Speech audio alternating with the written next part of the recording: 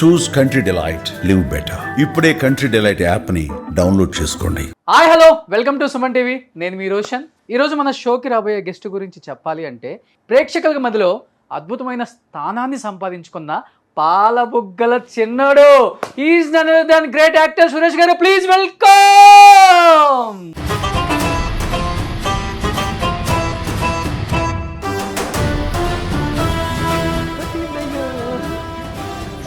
పాలబుగ్గలు నిజంగా చెప్తున్నారా, నిజంగా ఉన్నాయా? ఒకసారి పాలబుగ్గలు టచ్ చేస్తున్నాను చూడండి. 40 years బ్యాక్ వెళ్ళి చూసుకుంటే ఓ మై గాడ్, నేనేనా ఇది? ఇంత జర్నీ చేశానా? ఇన్ని సినిమాలు చేశానా? అదృష్టం, భగవంతుని ఆశీస్సులు కూడా చాలా వరకు ఉన్నాయి. అది కనపడని వృత్తి సినిమా వృత్తి. అప్పుడంతా గ్లామర్ కింగ్, మంచి ప్లే బాయ్, సొమ్మొకటిది సోకూడదు అన్నట్టు చాలా మంది ప్లేలు చేశారు. బాయ్ పేరు నాకే వచ్చి. చిరంజీవి గారు, బాలకృష్ణ గారు, నాగార్జున గారు, వెంకటేష్ గారు తర్వాత సురేష్ గారే ఆ స్థానం. కానీ ఎక్కడో చిన్నపాటు పొరపాటు అయితే జరిగింది ఆయన లైఫ్లో. పులిని చూసి నక్కవాత పెట్టుకున్నట్టు ఉండకూడదు అనేది నా. సో భానుప్రియ గారు ఎక్కడ ఒక చిన్న స్టేట్మెంట్ నేను ఎక్కడో చూశాను సార్. 1980s రీయూనియన్ వాళ్ళు నన్ను ఎవరు పిలవరు, నేను వెళ్ళను అందుకే అని. ఆమె ఎప్పుడు రారా, లేకపోతే పిలవని పేరెంటాలు కూడా జరుగుతుంటాయి. దయచేసి అర్థం చేసుకొని ఆలోచించి తర్వాత కమెంట్లు వేయండి. ఇష్టపడి పెళ్లి చేసుకొని ఒక బిడ్డను కన్న తర్వాత విడాకులు తీసుకునే పరిస్థితి దాకా వచ్చింది కదా మీ జీవితం. ఏమనిపించింది సార్ ఆ క్షణంలో ఒక్కసారిగా? నన్ను ఇంట్లోంచి తరిమేయకుండా ఉంటే పెళ్లి చేసుకునేవాడిని కాదేమో. మీ లైఫ్లో అంత సంతోషంగా ఉండగలిగారు, మీరిద్దరు ఎందుకు విడిపోయారు? మధ్యలో సినిమాలకు కూడా బాగా గ్యాప్ ఇచ్చారు కదా సార్. అంటే గ్యాప్ తీసుకోవాల్సి వచ్చిందా, లేకపోతే గ్యాప్ ఇండస్ట్రీ ఇచ్చిందా? ఈ రబ్బర్ స్టాంప్ వేషాలు కొన్ని ఉన్నాయండి.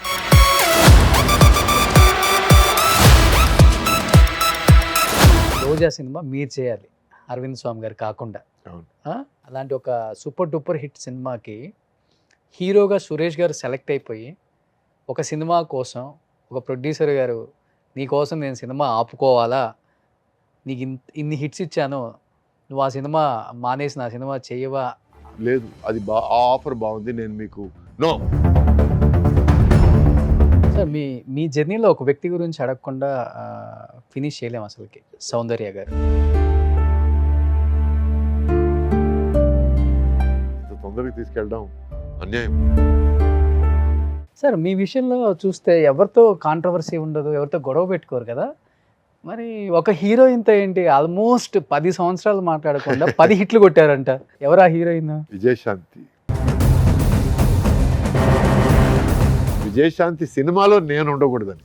Hi hello, welcome to Suman TV. నేను మీ రోషన్. ఈరోజు మన షోకి రాబోయే గెస్ట్ గురించి చెప్పాలి అంటే యువనటుడుగా తెలుగు తెరకు పరిచయమై హీరోగా ఎన్నో అద్భుతమైన విజయాలను తన ఖాతాలో వేసుకొని ప్రేక్షకుల మధ్యలో అద్భుతమైన స్థానాన్ని సంపాదించుకున్న పాలబుగ్గల చిన్నోడు, is none other than great actor Suresh garu. Please welcome.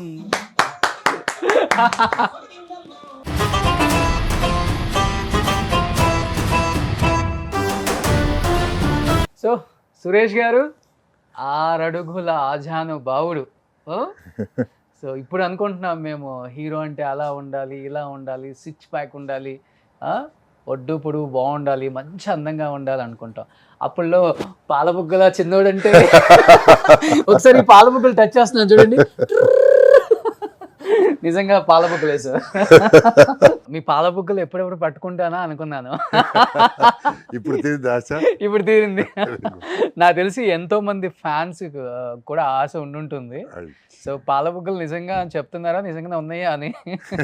నిజంగా సార్ గ్రేట్. నేను చాలా హ్యాపీగా ఫీల్ అవుతున్నాను ఈరోజు మీతో ఇక్కడ స్క్రీన్ షేర్ చేసుకోవడం. ఎన్ని సినిమాలు చూసుంటాం మీవి. ఓ మై గాడ్, అమ్మోరు, సూరిగాడు, ఇద్దరు మిత్రులు, దొంగ ఆట. ఓ మై గాడ్, అసలుకి ఈ సినిమా ఆ సినిమా అని కాదు, ప్రతి సినిమాలో మీ మార్క్ కనపడింది అందరికి కూడా. సురేష్ గారు ఉంటే సినిమాలో ఒక ఊపు ఉంటుందనేది 90s, 80s అండ్ 2000 వరకు బాగా చూపించారు అది. ఎలా అనిపిస్తుంది 40 ఇయర్స్ బ్యాక్ వెళ్ళి చూసుకుంటే ఓ మై గాడ్ నేనేనా ఇది ఇంత జర్నీ చేశానా ఇన్ని సినిమాలు చేశానా దానికి తోడు ఎంత కష్టపడి ఉంటారు ఫస్ట్ ఆఫ్ ఆల్. దానికి అదృష్టం, భగవంతుని ఆశీస్సులు కూడా చాలా వరకు ఉన్నాయి. అంటే అందరూ కష్టపడతారు. ఓకే కొంతమంది తక్కువ కష్టపడతారు, కొంతమంది ఎక్కువ కష్టపడతారు. ఎక్కువ కష్టపడ్డప్పుడు ఎవరు చూడలేదంటే దాన్ని టైం బ్యాడ్ అంటారు. ఎక్కువ కష్టపడి దాన్ని అందరూ చూశారంటే దాన్ని అదృష్టం అంటారు. ఓకే అంతేగాని కష్టం మీద ఇంపార్టెన్స్ పెట్టరు. బట్ చాలా చాలా కష్టం ఉంది ఎనీ ఫీల్డ్. కానీ ముఖ్యంగా సినిమా రంగం అంటే ఎండనక వాననక మనకి ఎన్ని పర్సనల్ ప్రాబ్లమ్స్ ఉన్నా సినిమాలో నవ్వుతూ, ఎందుకంటే చాలా విషాద విషయాలు జరిగే టైంలో నేను డూయట్ సాంగులు, నేను కామెడీ సీన్స్ చేస్తున్నాను. ఓకే సో ఆ టైంలో డైరెక్టర్లు మూడ్ మూడ్ మూడ్ అంటే వెంటనే మూడ్లోకి వచ్చేయాలి తప్ప వేరే దారి లేదు. అంటే ఈరోజు నటులు సార్ నేను మూడ్లో లేను సార్ అనగలేను, కానీ ఆ టైంలో వచ్చి డైరెక్టర్స్ వేర్ కింగ్స్. సో వాళ్ళు ఏమంటే అది చెయ్యాలి అంతే. సో కష్టం అనేది చాలా పాళ్ళు ఉంది. అది కనపడని వృత్తి సినిమా వృత్తి. ఓన్లీ సుఖం మాత్రం కనపడుతుంది. ఓకే ఓన్లీ ఆ వెండి తెరపై అబ్బా ఆహా అది మాత్రం కనపడుతుంది. సో అట్లా కనపడడం కోసం మేము ఇంకా ఎక్కువ కష్టపడాలి. ఇంకా మీరున్నప్పుడు ఇంత టెక్నాలజీ కూడా లేదు కదా. లేదు లేదు, అప్పుడు దూకమంటే దూకేయడాలు, పడిపోమంటే పడిపోవడాలు. సో అందువల్ల ఒంట్లో ఒక 7-8 పార్ట్లు రీబోరింగ్కి వచ్చాయి. సో వేరే దారి లేదు. ఓకే అప్పుడంతా గ్లామర్ కింగ్ ప్లే అంటే మంచి ప్లే బాయ్ అవన్నీ పేర్లే కానీ సొమ్ము ఒకటిది సోకూడదు అన్నట్టు చాలా మంది ప్లేలు చేశారు. బాయ్ పేరు నాకే వచ్చింది. ఎందుకని సార్? అంటే ఒకటి, నేను అమ్మాయిల్ని కాస్త వ్యత్యాసంగా చూడను. ఓకే వాళ్ళని మనుషుల్లాగా చూస్తాను. అండ్ ప్లస్ నేను ఒక 4 కజిన్ సిస్టర్స్తో పాటు పెరిగాను నేను. సో నాకు ఆడవాళ్ళు అంటే బెరుకు జంకు పెద్దగా లేదు, because I grew up with them. So ఎవరైనా కనపడ్డప్పుడు ఒక కాంప్లిమెంట్తో హలో చెప్పుకోవడాలు, మీరు ఎలా ఉన్నారు, మీతోనే కలిసి పనిచేయాలి కాబట్టి మనం కొంచెం పరిచయం ఉంటే బాగుంటుంది, సీన్స్లో ఈజీగా ఉంటుంది. ఇలా నేను పరిచయాలు చేసుకొని ముందుకు దూసుకెళ్ళిపోతే మిగతా వాళ్ళు చూసి మాట్లాడేస్తున్నాడు మాట్లాడటమే తప్ప దాన్ని వేరే అర్థాలు తీసేసుకొని I didn't find it anything wrong. But మాట్లాడితేనే తప్పు అనుకునే ప్రపంచం ఆ టైంలో. ఈరోజు కొంచెం ఎక్స్పోజర్ పెరిగింది, ఈరోజు boys and girls or friends whatever. But ఆ టైంలో I was very curious and friendship అనేది నాకు చాలా క్యాజువల్గాను చాలా నార్మల్గాను అనిపించింది. ఓకే సో అందువల్ల ప్లే బాయ్ అనే ఒక బ్యాడ్ ముద్ర ఏమైనా పడిందేమో అంతే. అంతేగాని అంటే చాలామంది చెప్తుంటారు సార్, అంటే సరైన గైడెన్స్ లేకపోతే వేరే వేరే కారణాలు తెలియదు కానీ చిరంజీవి గారు, బాలకృష్ణ గారు, నాగార్జున గారు, వెంకటేష్ గారు తర్వాత సురేష్ గారే ఆ స్థానం కైవసం చేసుకునే అంత టాలెంట్ ఉంది, అంత అందం ఉంది, అన్ని సినిమాలు చేశారు. కానీ ఎక్కడో చిన్నపాటు పొరపాటు అయితే జరిగింది ఆయన లైఫ్లో. అదొక మిస్టరీయా ఏంటి అనేది తెలియదు ఎవరికి కూడా. ఎప్పుడన్నా మీరు అనుకుంటారా నిజమే కదా ఇదని? నేను బేసిక్గా కర్మ సిద్ధాంతాన్ని నమ్ముతానండి బాగా. మనకి ఏం రాసి పెట్టిందో మనకు అదే దొరుకుతుంది. అంతేగాని మనకి ఇదే అని రిలాక్స్ అయిపోవడం కంటే ఎప్పటికప్పుడు మనల్ని మనం బెటర్ చేసుకోవడం మంచిదని నేను నమ్ముతాను. మనకు వచ్చే అవకాశాల్లో ఏది మంచి అవకాశం మనం తీసుకోగలమే కానీ మనకు లేని అవకాశాల కోసం తాపత్రయపడితే దానివల్ల పోగొట్టుకున్నది ఎక్కువ జరుగుతుంది. అది నాకు జరిగింది కూడా. ఎందుకంటే నాకు మంచి అవకాశాలు రావడం లేదు, మంచి క్యారెక్టర్స్ రావడం లేదని నేను సినిమా రంగం నిర్మాణంలోకి దిగి దానివల్ల కాస్త డబ్బులు పోగొట్టుకొని ఇవన్నీ కూడా జరిగాయి. సో అప్పుడు నాకు అర్థమైంది ఏమిటంటే మనకి టైం వచ్చినప్పుడు మనకేం రావాలో వస్తుంది తప్ప మనం దాని వెనకాల పరిగెత్తడం కరెక్ట్ కాదు, దానివల్ల మనం పోగొట్టుకున్నది ఎక్కువ ఉంటుంది అనేది అర్థమైంది. ఇది ఎలా ఉంటుందంటే అండి, పులిని చూసి నక్కవాత పెట్టుకున్నట్టు ఉండకూడదు అనేది నా అభిప్రాయం. ఎప్పుడు అనిపించింది సార్ అది మీకు?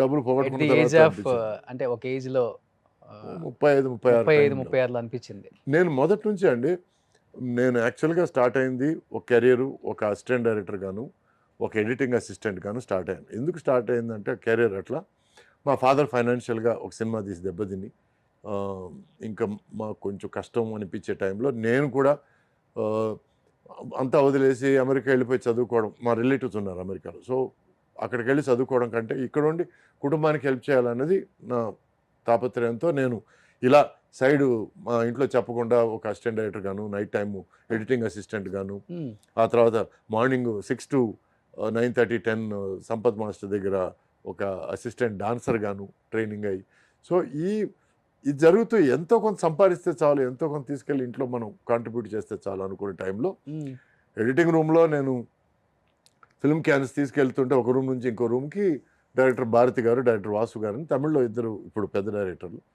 వాళ్ళు చూసి నువ్వు సినిమాలో యాక్ట్ చేస్తున్నావు అని చెప్తే నేను అట్లా నా కెరియర్ స్టార్ట్ అయింది. నేను అప్పుడు ఏమనుకున్నా, చిన్న వేషం ఏమనుకున్నాను, చూస్తే హీరో అని అన్నారు. సో అప్పటికీ నాకు హీరో అర్హతలు ఉంటాయని నాకు తెలియదు. ఎందుకంటే మా ఫాదర్ మొదటి నుంచి కలర్ అంటే కృష్ణ గారి లాగా ఉండాలి, స్టైల్ అంటే నాగేశ్వర గారి లాగా ఉండాలి, టీవీ గాంభీర్యం అంటే ఎన్టీఆర్ గారి లాగా ఉండాలి, నాజుక్తనం అంటే సోహన్ బాబు గారి లాగా ఉండాలి, నువ్వు నీ మొహం చూడు అని కొంచెం మొదటి నుంచి నన్ను కొంచెం మా నాన్నే. అదేంటి మీరు అందంగానే ఉంటారు కదా సార్. అప్పట్లో ఏముందండి, అప్పట్లో కొంచెం ఆ అడాలసెన్స్లో కొంచెం మొటిమలు అవి పెట్టుకొని కొంచెం లైట్గా దరిద్రంగానే ఉన్నాను నేను చూడడానికి. సో పోను కొంచెం ఏమైనా బెటర్ అవుతావు కానీ ఇప్పటికీ నన్ను ఎవరైనా సార్ మీరు అందగాడు సార్ అంటే నాకు ఎక్కడ మొహం పెట్టుకోవాలి తెలియదు, మోసేస్తున్నారేమో నేను చిన్న డౌట్ తప్ప. ఎందుకంటే చిన్నప్పటి నుంచి నాకు ఇచ్చిన ఇన్సెక్యూరిటీ, అది మా ఫాదర్ నాకు ఇచ్చిన ఇన్సెక్యూరిటీ. సో ఇలా నా కెరియర్ స్టార్ట్ అయ్యి నేను యాక్టర్ అయితే చాలు, నేను ఫ్యామిలీకి నేను కాంట్రిబ్యూట్ చేయగలిగితే చాలు అన్న ఒక పొజిషన్ నుంచి ఒక హీరో అయ్యి ఇన్ని సినిమాలు హీరోగా చేశానంటే అది నా అదృష్టం అనుకుంటున్నాను.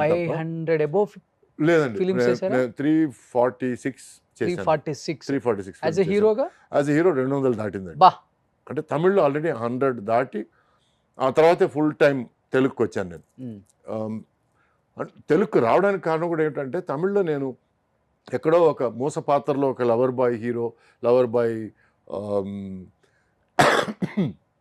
క్యారెక్టర్స్లో నేను మగ్గిపోతున్నాననే ఫీలింగ్ వచ్చి దాంతో నేను అటువంటి సినిమాలు నేను ఆపేయాలి, కొంచెం డిఫరెంట్ క్యారెక్టర్స్ చేయాలి, నాలో కేపబిలిటీ లేదా అనుకునే టైంలో కొంచెం తమిళలో కొంచెం స్టాగ్నెంట్ ఫీలింగ్ వచ్చింది. దాంతో నేను సరే ఓకే తెలుగుని కదా మరి తెలుగులో ట్రై చేయొచ్చు కదా అని చెప్పి అప్పుడు నాయుడు గారు కలవడం జరిగింది. అప్పుడు పుట్టింటి పట్టుచీర ద్వారా మళ్ళీ బ్రేక్ వచ్చింది.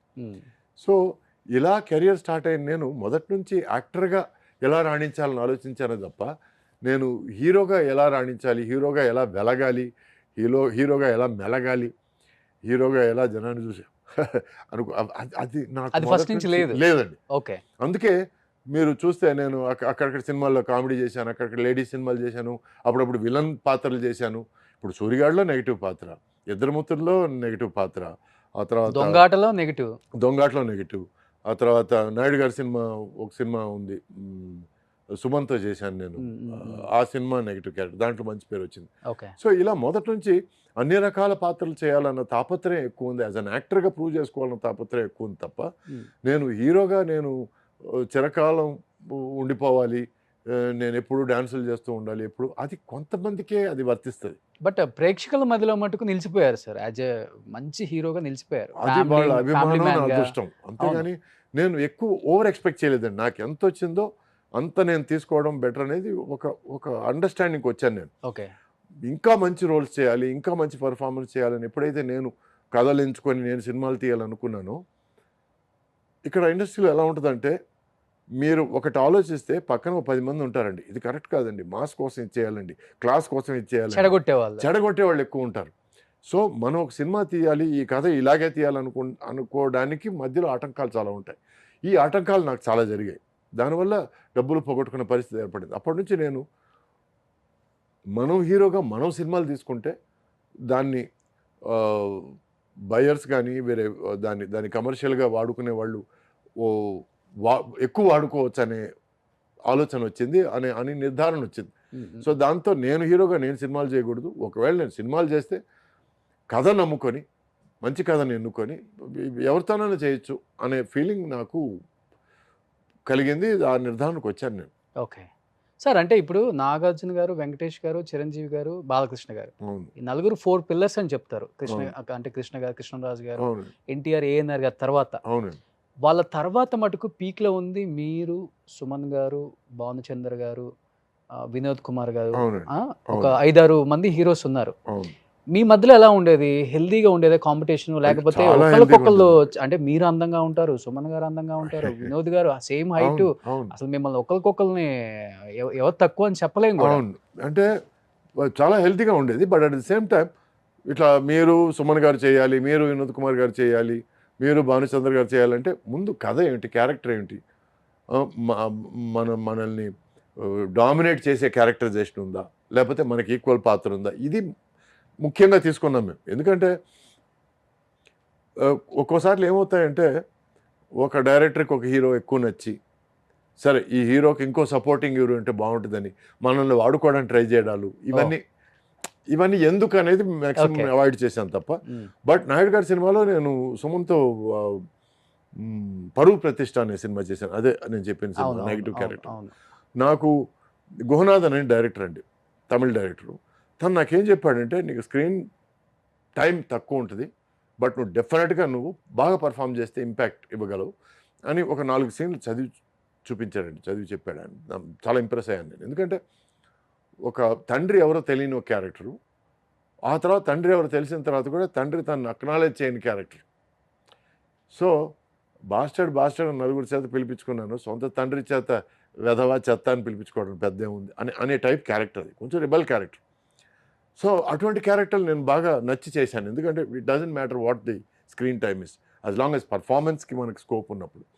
అలాగే ఇద్దరు మిత్రులు కూడా హ్మ్. నంబర్ 1 చిరంజీవి గారితో కలిసి చేయడం. అప్పటి వరకు నేను చిరంజీవి గారితో చేయగలనా అనే ఫీలింగ్ ఉన్నది. అటువంటిది నాకు ఆ సినిమాలో ఇంపార్టెంట్ క్యారెక్టర్. బట్ అప్పటికి ఆయనతో చేసేటప్పటికి చాలా సినిమాలు చేస్తున్నారు గూడా మీరు. అవును. చేస్తున్నాను. బట్ మొదటి నుంచి చిరంజీవి గారు అంటే చిన్న ఒక ఫ్యాన్ ఫీలింగ్. మీకు కూడా. అయ్యో చాలా ఓకే. అంటే ఒక కమర్షియల్ హీరో అంటే ఇలా ఉండాలి అని చూపించింది చిరంజీవి గారు. ఓకే. ఎందుకంటే ఈజ్ అన్ ఎక్సలెంట్ డాన్సర్. ఫైట్స్లో ఆయన తర్వాతే. ఎందుకంటే ఆ ఫిజికాలిటీ.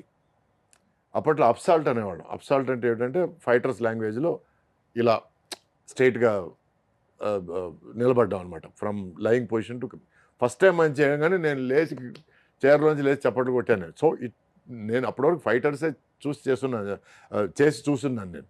అటువంటిది ఆయన చేశాడంటే that means it's taken a lot of effort అండి.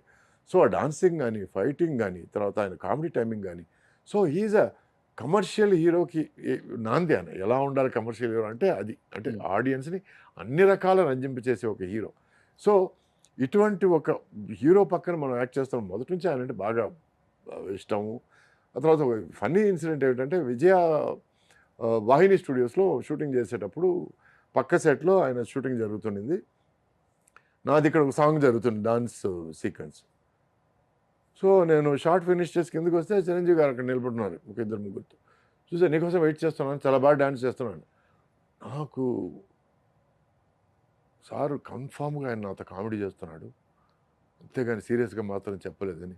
సార్ ఎందుకు సార్ అని అన్నాను. నిజంగానే నువ్వు బాగా చేస్తున్నావా, all the best, keep it up అని భుజంతో వెళ్ళిపోయాడు ఆయన. పక్కన కానీ సీరియస్గా చెప్పాడు ఆయన, లేక నన్ను మోసేసాడా ఏమిటి అంటే, చిచ్చి లేదు ఆయన ఎందుకు ఆయన అట్లాంటి పెద్ద మనిషి నీ సెట్కి వచ్చి ఎందుకు అలాంటి మాటలు చెప్తారంటే, అది that is my first recollection. ఓ అంటే మీరు షార్ట్లో ఉన్నారని డిస్టర్బ్ చేయకుండా వెయిట్ చేస్తున్నారు. అవును. గ్రేట్ కదా.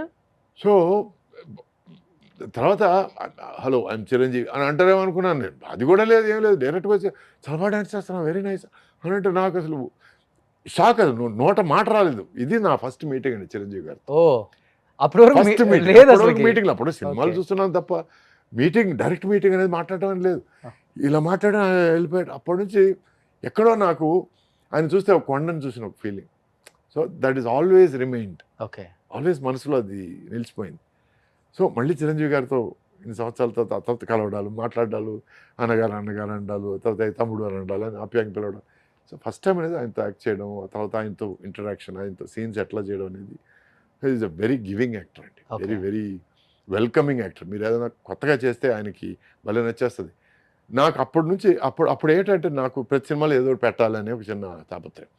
సో సార్ ఫోటోగ్రాఫర్గా సార్ నేను రాఘవేంద్ర గారితో, సార్ నేను కచాక్ అని పెడతాను సార్ అని ఒక మాట చిరంజీవి గారితో కూడా చెప్పేద్దామని అని అంటే, సరే అది దాంతో ఒకటి, అది లేకుండా ఒకటి చేసాం. మధ్యాహ్నం లంచ్ బ్రేక్ తర్వాత చిరంజీవి గారు వచ్చి ఇట్లా సురేష్ ఏదో మాట్లాడాలన్నాడు. ఆయన కూడా భయం డైరెక్ట్గా మరి చెప్పడానికి, సురేష్ మాట్లాడాలని. ఏంటి సురేష్ ఏంటి చెప్పాను సరే ఏం లేదు సార్ ఫోటోగ్రాఫర్ కదా కచాక్ అని ఏదైనా పెడదాం, బాగుంది ఇంకోసారి చెయ్యి కచాక్ అన్నాను. ఫస్ట్ క్లాస్ ఇది తీసారా అదంతా అన్నాను. అవును ఒకటి సేఫ్టీగా అది తీసాం, ఒకటి అది లేకుండా తీసాం, లేకుండా వద్దు అదే ఉండాలి ఇమ్మీడియట్ ప్రతి సీన్లోనే అట్లీస్ట్ వన్స్ అన్న సార్ నువ్వు చెప్పు చాలా బాగుంది, వెరీ క్యాచీగా ఉంది సురేష్ అన్న. ఇంత ఎంకరేజ్మెంట్ ఇంకో హీరో దగ్గర దొరకడం వెరీ రేర్ అండి. సో ఇది ఆయన దగ్గర చూశాను, that's why I like him so much. Supporting character అంటే అది వేరు సార్. అండ్ విలన్ రోల్ చేసేటప్పుడు మనకిష్టమైన హీరోని మనకిష్టమైన వ్యక్తి దగ్గర ఆ సీన్స్ చేసేటప్పుడు చాలా ఇబ్బందికరంగా ఉంటుంది. ఏదో ఉంటాయి కదా డైలాగులు కొంచెం అంటే వేరే లెవెల్లో. అప్పుడు ఏమైనా ఇబ్బంది పడ్డారా ఇద్దరు మిత్రుల టైంలో మీరు? నాకు శివాజీ గారు ఒక సామెత చెప్పేవారు, కుక్క వేషం వేస్తే మొరక్క తప్పదని. ఎందుకంటే తుణయ్య అని ఒక సినిమా, ఆ సినిమాలో నా పెళ్ళాం మాట విని ఆయన ఇంట్లోంచి బయటికి గంటేస్తాను. ఓకే. ఒకనొక స్టేజ్లో బయటికి పో అని ఫైనల్గా ఒక పుష్ ఇవ్వాలి, పుష్ ఇస్తే ఆయన వెళ్ళి కింద పడాలి. నేను వెంటనే కాళ్ళ ఇప్పుడు సార్ మీరు సీనియర్ ఆర్టిస్ట్ సార్ మిమ్మల్ని నేను పుష్ చేయడం ఏంటి సార్, అది లేకుండా ఏమైనా చేద్దాం సార్ అంటే అప్పుడు అది తిరిగి అన్నాడు, కుక్క వేషం వేస్తే మొరక్క తప్పదు. ఒకవేళ నాకు సింపతి ఫీల్ అయినా లేక నిన్ను తిట్టుకున్నా అది సీన్లో ఉంది, అది రైటర్ రాశాడు, అది నువ్వు చెయ్యక తప్పదు. నువ్వు అంత బలంగా చేస్తే తప్ప ఈ కథకు అంత ఇంపాక్ట్ ఉండదు. సో నువ్వు డెఫినెట్గా పుష్ చేయాలి. ఓకే. ఫస్ట్ టైం కొంచెం ఇట్లా అన్నాను నేను, హే ఏంటి ముద్దులాడుతున్నా పోయ్ అని అన్నాడు. సో వెంటనే బలంగా దోశాను, కింద పడ్డాడు. కింద పడగానే అమ్మా అమ్మా అమ్మా అమ్మా అని నాకు నిజంగా పడ్డాడేమో అనిపించింది. నాకు చూస్తే తర్వాత యాక్టింగ్ ఆయన లేదు ఏం లేదు నేను ఎందుకు చెప్తున్నా అర్థం చేసుకో. ఒక్కొక్క రైటర్ ఒక్కొక్క ఫీలింగ్తో రాస్తాడు. ఆ రాసినప్పుడు అది పండాలంటే ఆర్టిస్ట్ తనకు 100% ఇవ్వాలి. సో అందుకే చెప్పాను నేను కుక్క వేషం వేస్తే మొరక్క తప్పదని. సో నేను విలన్ వేషం వేసినప్పుడు ఆయన తిట్టక తప్పదు, ఆయన దగ్గర దెబ్బలు తినక తప్పదు. సో ఇవన్నీ ప్రాసెస్ అండి, ఎందుకంటే సినిమాని పండించాలి, దట్ ఈస్ మోర్ ఇంపార్టెంట్. ముందు నుంచి నాకు ఈ సురేష్ ఇమేజ్ హీరో ఇమేజ్ ఇట్లాంటివి పెద్ద బ్యాషజాలు ఏమి లేవండి. ఓకే. సో దానివల్ల నాకు పెద్ద ప్రాబ్లం అనిపించలేదు. ఒకసారి నాకు ఒక ఫన్నీ ఇన్సిడెంట్ ఏమిటంటే అజిత్ గారు ప్లస్ ఇంకొక హీరో, మా హీరో పేరు వద్దులేండి. సో ఇంకో హీరోతో చెప్తే ఇట్లా ఆయన అజిత్ గారు ఆ హీరోని తిడితే ఏమవుద్దంటే హీరో కొట్టడానికి ట్రై చేస్తారు. సో ఆయన అజిత్ గారు కొడతారు ఆ హీరోని. ఆ హీరో ఆ సినిమాలో కొంచెం నెగిటివ్ క్యారెక్టర్ కొట్టి అంటే ఇప్పుడు ఏమవుద్దంటే కొంచెం ఫోర్స్ ఎక్కువ ఉంటుంది ఆ హీరో దగ్గర నుంచి. ఫోర్స్ ఎక్కువ ఉంటే తను అన్నాడు, సార్ మీ ఫ్యాన్స్ ఫీల్ అవుతారు సార్ అంటే, ఏం పర్లేదు అది మన మనసులో పెట్టుకోవద్దారు. సో లాస్ట్లో వచ్చి మళ్ళీ అజిత్ అతన్ని చెత్త కొట్టే సన్నివేశం. సో తను అన్నాడు, నీ ఫ్యాన్స్ ఏమైనా ఫీల్ అవుతారు, ఒకరిద్దరికి నేను ఫోన్ చేసి చెప్పుకుంటాను లేండి సార్ అన్నాడు. అంటే ఓకే. తను ఎంత కామెడీగా చెప్పినా ఎంత స్పోర్టివ్గా తీసుకున్నాడు చూడండి. అవునా, మీ టైంలో బాగుంటుంది సార్. వాళ్ళ ఇష్టమైన హీరోని ఏదన్నా చేస్తే ఫ్యాన్స్ ఎక్కడికైనా వెళ్ళినప్పుడు మీద పడేస్తారు అని భయం. అవునండి. ఈవెన్ మన సింహాద్రి టైంలో కూడా వేణుమాధవ్ ఎన్టీఆర్ ఫీట్ ఇక్కడ టచ్ చేసి ఏదో చెయ్యాలి మసాజ్ లాంటిది, పెద్ద గొడవ అప్పుడు కూడా. నాకు సూర్యగాడి సినిమా తర్వాత ఎంతమంది తిట్టుకున్నారో. నేను రాజమండ్రి ట్రైన్ దిగి షూటింగ్కి వెళ్ళడానికి చూస్తే అదో సచ్చినోడు వచ్చాడు, వాళ్ళ ఆయన సరిగ్గా చూసుకోకపోతే అమ్మా నన్ను వదిలేసి ఎదవా అని నన్ను పబ్లిక్గా తిట్టారు. ఆ తర్వాత నాకు స్ట్రైక్ అయ్యి, అమ్మో సూర్యగాడు ఇప్పుడే రిలీజ్ కాదు, కొంచెం జాగ్రత్తగా ఉండాలి మన. ఇంపాక్ట్ ఎక్కువ ఉంటుంది జనంలో, సినిమా రిలీజ్ అయింది చేసుకుంటారు వాళ్ళు. సో ఇట్లా అది పండినప్పుడు నేను ఇంకా హ్యాపీగా ఫీల్ అవుతాను. అంటే మనం చేసిన పర్ఫార్మెన్స్ వాళ్ళకి హార్ట్కి టచ్ అయింది, వాళ్ళు దాన్ని నిజంగా తీసుకున్నారు, దాన్ని లైవ్గా వాళ్ళు ఫీల్ అయ్యారు అనేది నేను హ్యాపీగా ఫీల్ అవుతాను. సో మీకు ఇష్టమైన చిరంజీవి గారికి పద్మ విభూషణ్ మొన్నే వచ్చింది, విష్ చేశారా? చాలా హ్యాపీ, 100% విష్ చేశాను. ఆయన యూఎస్లో ఉన్నారు, రాగానే నేను పర్సనల్గా వెళ్ళి కలుస్తాను. ఓకే. అంతేగాని ఫోన్ విషెస్ అన్నీ అయిపోయినాయి. ఓకే. అంటే ఆ టైంలో ఎక్కువ మంది ఉంటారు, జనం ఎక్కువ ఉంటారు, సరే ఎందుకు.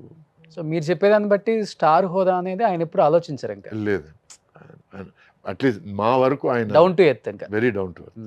ప్లస్ మాకు ఒక 80s గ్రూప్ ఉందండి. 80s గ్రూప్ సుహాసిని కానీ, లిజ్ కానీ, శోభన కానీ, తర్వాత మీనా కానీ, మీనా కాదు మేనకా గారు, సుజాత గారు, ఎస్ వీళ్ళందరూ ఉన్నాం మేము. సో 80s గ్రూప్ సంవత్సరానికి ఒకసారి ఎక్కడో కలుస్తాం. ఈసారి చెన్నైలో జరిగిన తుఫాను వరదల వల్ల జరగలేదు, next year probably this year end ఉంటుంది. సో ప్రతి సంవత్సరం అట్లా ఒకరోజు మేము ఫ్యామిలీ మెంబర్స్ లాగా కలిసి అందరం ఒకటైపోతాం, కలిసి తినడాలు, కలిసి మాట్లాడాలు, కలిసి జోకులు వేసుకోవడాలు. సో ఇట్స్ ఎవరు ఇప్పటికి కూడా మీ 80s గ్రూప్లో కలిసినప్పుడు రీయూనియన్ అప్పుడు బాగా హైపర్ యాక్టివ్ అంటే ఎవరు ఇప్పటికి కూడా? హైపర్ యాక్టివ్ నాకు తెలిసి మోహన్ లాల్ మోహన్ లాల్ గారు. లాల్. ఓకే. తర్వాత ఒక సంవత్సరం బాలకృష్ణ గారు వచ్చారు, ఆయన అప్పుడు సూపర్ హైపర్ యాక్టివ్ ఆయన. ఓకే. ఆ తర్వాత బిజీ వల్ల ఆయనకు కుదరట్లేదు. మ్మ్. జనరల్గా హైపర్ యాక్టివ్ ఎక్కువ, నేను కూడా ఎక్కువ జోకులు వేస్తుంటాను, అటు ఇటు తిరిగేస్తుంటాను. ఆ, చిరంజీవి గారు మాత్రం చిన్నపిల్లడు అయిపోతారండి ఆ రోజు మాత్రం. ఆయన ఓకే. ఈ బికమ్స్ ఎ స్మాల్ కిడ్. మ్మ్. ఏదైనా సాంగ్ వేస్తే వెళ్ళి పరిగెత్తుకుంటూ వెళ్ళి డాన్స్ వేయడాలు, ఏ నూరా నూరా అని ఓకే. కలిసి అందరినీ కలిపి డాన్స్ చేయడాలు. So it's a very lively experience. Every year ఒక థీమ్ పెట్టుకుంటారు కదా, డ్రెస్ కోడ్. అవునండి, డ్రెస్ కోడ్ డ్రెస్ కూడా. కోడ్. అవును. So I'm very lucky and అదృష్టవంతుడండి to be a part of that group. So Bhanupriya garu ఎక్కడ ఒక చిన్న స్టేట్మెంట్ నేను ఎక్కడో చూశాను సార్, 1980s రీయూనియన్ వాళ్ళు నన్ను ఎవరు పిలవరు, నేను వెళ్ళను అందుకే అని. ఆమె ఎప్పుడు రారా లేకపోతే? అది నాకు తెలియని విషయం అండి, ఎందుకంటే అది ఆర్గనైజ్ చేసేవాళ్ళు సంవత్సరం మారుతుంటారండి. ఒక్కొక్కప్పుడు సుహాసిని గారు, లీజీ గారు అని, ఒక్కోసారి ఖుష్బు, శోభన గారు అని ఇట్లా మారుతుంటారు. నాకు ఆ విషయం తెలీదు, ఎవరు పిలిచారో ఎవరు పిలవలేదో తెలియదు నాకు. ఇది ఎట్లా ఉంటుందంటే అండి, ఒక్కోసారి పిలవని పేరెంటాలు కూడా జరుగుతుంటాయండి. మొన్న ఎక్కడో నేను యూట్యూబ్ షిఫ్ట్ చేస్తుంటే సుధాకర్ కొడుకు పెళ్ళికి ఎవరు రాలేదు, వాళ్ళతో పనిచేసిన వాళ్ళు ఎవరు రాలేదు. పిలవలేదు కదా అసలుకి. నన్ను పిలవలేదండి. సుధాకర్తో నేను ఇన్ని సినిమాలు చేశాను, ఒక్క ఫోన్ కాల్ చేసి ఉంటే నేను పరిగెత్తుకుంటూ వెళ్ళేవాడిని. వీళ్ళు రాలేదు, వాళ్ళు రాలేదు అని దెప్పడవడం దేనికి? అతను పిలిస్తే వస్తారు, వస్తారా లేదా, పిలిచిన తర్వాత రాలేదంటే మీరు మాట్లాడడం ఓకే, కానీ when you are not in my shoes don't talk about me. అవును. నా గురించి తెలియనప్పుడు ఎందుకు మాట్లాడతావు? సుధాకర్ అంటే నాకు చాలా ప్రియం, నాకు చాలా ప్రాణం. మేము కలిసి ట్రావెల్ చేసాం, కలిసి సినిమాలు చేసాం, కలిసి జోకులు వేసుకున్నాం. మధ్యలో కలిసారా ఎప్పుడన్నా? మధ్యలో ఎప్పుడు చాలా రోజులైంది కలిసి. హెల్త్ ప్రాబ్లం వచ్చిన తర్వాత నేను ఒకసారి కలవడానికి వెళ్ళానంటే అప్పుడు తను లేడు అక్కడ, హీ వాజ్ నాట్ దేర్. ఇల్లు మారారని ఇంకోసారి. సో నాకు కమ్యూనికేషన్ కొంచెం కష్టం అయిపోయింది. సరే నంబర్ తీసుకోవడానికి ట్రై చేశాను, అది నాకు దొరకలేదు. It became very difficult. మొన్న ఫోటోలు చూసి అరే సుధాకర్ లాగా ఉన్నాడు, కొడుకు కూడా బాగున్నాడే అని అనుకొని, ఆ తర్వాత దాంట్లోంచి జనరల్గా అండి మనం యూట్యూబ్లోకి వెళ్తే అదొక ఎలుగు గొంతులాగా ఒక టాపిక్ నుంచి ఒక టాపిక్ వెళ్తూనే ఉంటుంది. సో ఇట్లా చూశాను నేను, ఎవరు రాలేదు, what is this non sense అని ఎవరో మాట్లాడేస్తున్నారు. నాకు పిలిస్తే కదండి రావడానికి. సో ఇట్లా తెలియని వాళ్ళు కూడా మాట్లాడేస్తుంటారు. I would really like to tell them, దయచేసి అర్థం చేసుకొని ఆలోచించి తర్వాత కమెంట్లు వేయండి ప్లీజ్. సో అందరు కొడుకుల పెళ్లి, వారసుల పెళ్లిళ్ళు జరుగుతా ఉన్నాయి వరుసగా. సురేష్ గారి మా కొడుకు పెళ్లి రాకుమారుడు అయిపోయిందండి. అయిపోయిందా? అయిపోయింది 2019లో ఓకే. అమెరికాలో పెళ్లి 3 years చేసుకున్నాడు. back. 3 years back. అమెరికా కోళ్ళ, ఇండియా కోళ్ళ? అమెరికా కోడలండి, తెల్లమ్మాయి. ఓకే. అంటే రాజు మెచ్చింది రంభ అంటారు. అంతే సార్. సరే వాడికి నచ్చింది, వాడు చేసుకుంటా అన్నాడు, ఓకే. వాడి లైఫ్లో నేను ఎక్కువ ఒకే ఒక విషయం మాత్రం ఇంటర్ఫియర్ అని, ఏంటంటే నువ్వు ఎంబీఏ మాత్రం ఎట్టి పరిస్థితుల్లో ఫినిష్ చేయాలి, ఆ తర్వాత నువ్వు ఏం చేసినా పర్లేదు అనేది నా దృక్పథం. అట్లాగే వాళ్ళ మదర్ కూడా is the same, you have to finish your education. So తను ఇప్పుడు ఒక హోటల్ చైన్ మేనేజర్గా ఉన్నాడు. He lives a 9 to 5 job. He is more interested in 9 to 5. ఇక్కడికి వచ్చి సినిమా కష్టాలు, సినిమా కోసం తాపత్రయపడ్డాలు, he really is not into that. ఎక్కడ ఎప్పుడు చెప్పలేదా? ఇన్స్పైర్ అయి ఉంటారు కొద్ది గొప్ప మీ మూవీస్ చూసి. అంటే కొంచెం మిమిక్రీ చేస్తాడు, కొంచెం అలాగే మిమిక్రీ చేస్తాడు. ఎవరన్నా కొంచెం విచిత్రంగా మనిషి కనపడితే మిమిక్రీ చేస్తాడు. సో అడిగాను నేను, నీకేమైనా ఇంట్రెస్ట్ ఉందా? నాట్ రియల్లీ డాడీ, నువ్వు హాలీవుడ్ సినిమా చేస్తుంది అంత సీన్ నీకు లేదు నాకు లేదు అని చెప్పాను నేను. So is really not interested, is happy. ఏదో మార్నింగ్ 9 o'clock వెళ్ళాం, ఈవినింగ్ 6 o'clock ఇంటికి వచ్చాము, మన పనులు మనం చేసుకున్నాం. ఈవినింగ్ మళ్ళీ వీకెండ్ స్పోర్ట్స్ చూస్తాడు, వాలీబాల్ కానీ ఫుట్బాల్ కానీ అవి చూస్తాడు. So is fine. సో ఇప్పుడు అమ్మా నాన్న మీతోనే ఉంటున్నారా? నాన్న లేరండి, 2000లో పోయారు. అమ్మ నాతోనే ఉన్నారు. మా అమ్మ వైఫ్ కలిసి ఉన్నారు. అమ్మని చాలా బాగా చూసుకుంటారని చాలా చోట్ల విన్నాను నేను. ఉన్నది ఒక అమ్మ కదండి, చూసుకోకుండా ఎలా ఉంటాం. సో అంటే నాకు నిజం చెప్పాలండి, రాజేశ్వరమ్మ అని ఒక లేడీ అండి, మా ఫాదర్ వాళ్ళ ఎల్డర్ సిస్టర్. ఓకే.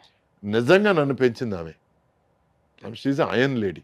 ఓకే. ఇంట్లో వచ్చి ఫైనాన్సెస్ కానివ్వండి, ఎవరు వచ్చినా ఎవరు వెళ్ళినా మంచి చెడులు చూడడం కానివ్వండి, రాజేశ్వరం గారు షీఈ్ మై రియల్ మదర్. ఈ రోజుకి మా అమ్మతో జోక్ చేస్తుంటాను, రూపురేఖలు నీకు నాకు దగ్గర దగ్గర ఉన్నా కూడా she's my real mother, be careful అని. సో ఎందువల్ల అమ్మ బిజీగా ఉండేవాళ్ళ?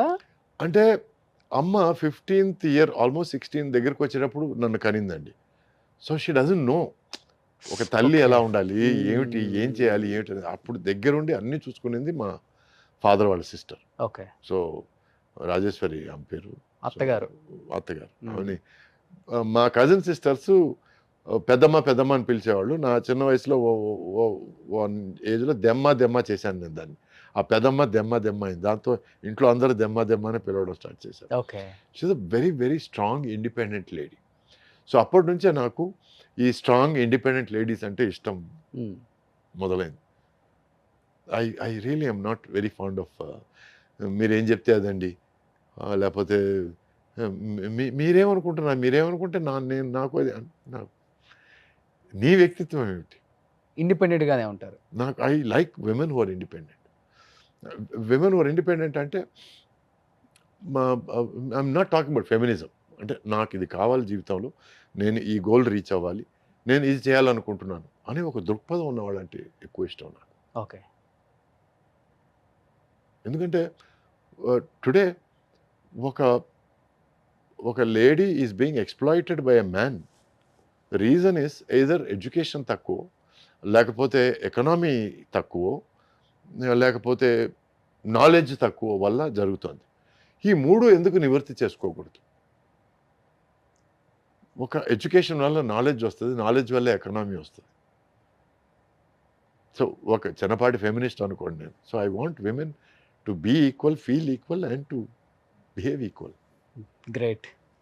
ఇది చిన్నప్పటి నుంచి ఉంది. ఎస్. ఓకే. లేకపోతే సినిమాలోకి వచ్చాక హీరోయిన్స్ని లేదు, అందుకే చెప్పాను నా రోల్ మోడల్ మా అత్తగారని, మా అత్తయ్య, మా ఫాదర్ సిస్టర్. అందుకే ఆమె షీ యూస్ టు అందరినీ కంట్రోల్లో పెట్టేది, అందరినీ. ఇంట్లో ఇంత ఖర్చు చేయాలంటే ఇంతే ఖర్చు చేయాలి. సో అప్పుడు మీరు ఎక్కువ నాన్నకు భయపడతారా, అమ్మకు భయపడతారా, అది పెంచిన అమ్మకు భయపడతారా? మాట మా అత్తగారికి భయపడతాను. ఆమె ఒక మాట అనిందంటే భయం. చేత మా నాన్న అంటే భయపడతాను. కొడతారా? బాగా. ఓకే. మార్కుల విషయంలోనూ, లేకపోతే ఈవినింగ్ 5 గంటలకంతా నేను క్రికెట్ ఆడి తిరిగి వస్తానని చెప్పి కొంచెం పొద్దుపోయిన తర్వాత ఒక 6:37కి వచ్చినప్పుడు బాగా పడ్డాయి, చిన్న గట్టిగా పడ్డాయి. సో అప్పటి నుంచి కొంచెం. ఏజ్ వరకు కొట్టారు నాన్న మిమ్మల్ని? నాన్న నా ఆల్మోస్ట్ 20వ ఏజ్ అప్పుడు ఒక చిన్న వాగ్వాదం జరిగింది. నీ కజిన్ సిస్టర్ని ఎట్టి పరిస్థితుల్లో పెళ్లి చేసుకోవాలన్నప్పుడు నేను చెప్పాను, నేను తను అలా చూడలేదు, నేను తను పెళ్లి చేసుకోలేను, నా మనసులో వేరే ఒక అమ్మాయి ఉంది అని అన్నప్పుడు ఆయన కోపం వచ్చి, నువ్వు పెళ్లి చేసుకుంటావు సస్తావా అంటే చేసుకోవాలి. అప్పుడు కొట్టడానికి వచ్చాడు ఆయన. సో కొట్టడానికి వస్తే, నువ్వు చేయెత్తే బాగుండదు అని చిన్న వార్నింగ్ లాగా ఇచ్చాను. మా అమ్మ వచ్చి నన్ను కోప్పడి తోసేసి, ఎంత ధైర్యం నీకు, మీ ఫాదర్కి ఎదురు మాట్లాడతావు అని. ఆ రోజు ఇంట్లోంచి బయటకు వచ్చాను, గొడవ. So that was the last day మా నాన్న కొట్టబోవడం. ఓకే. ఆ తర్వాత 10 సంవత్సరాల తర్వాత ఆయన సారీ చెప్పడాలు అవన్నీ అయిపోయాయి. బట్ అమ్మ అంటే ప్రాణం కదా? అమ్మంటే బాగా ఇష్టం. బాగా అంటే ముఖ్యంగా మన తెలుగు కల్చర్ ఏంటంటే, తల్లిని బాగా చూసుకున్నవాడు భార్యనైతే చాలా బాగా చూసుకుంటాడు అపురూపంగా, ఇద్దరిని 2 కళ్ళగా భావిస్తారు అంటారు. సార్, ఇష్టపడి పెళ్లి చేసుకొని ఒక బిడ్డను కన్న తర్వాత విడాకులు తీసుకునే పరిస్థితి దాకా వచ్చింది కదా మీ జీవితం.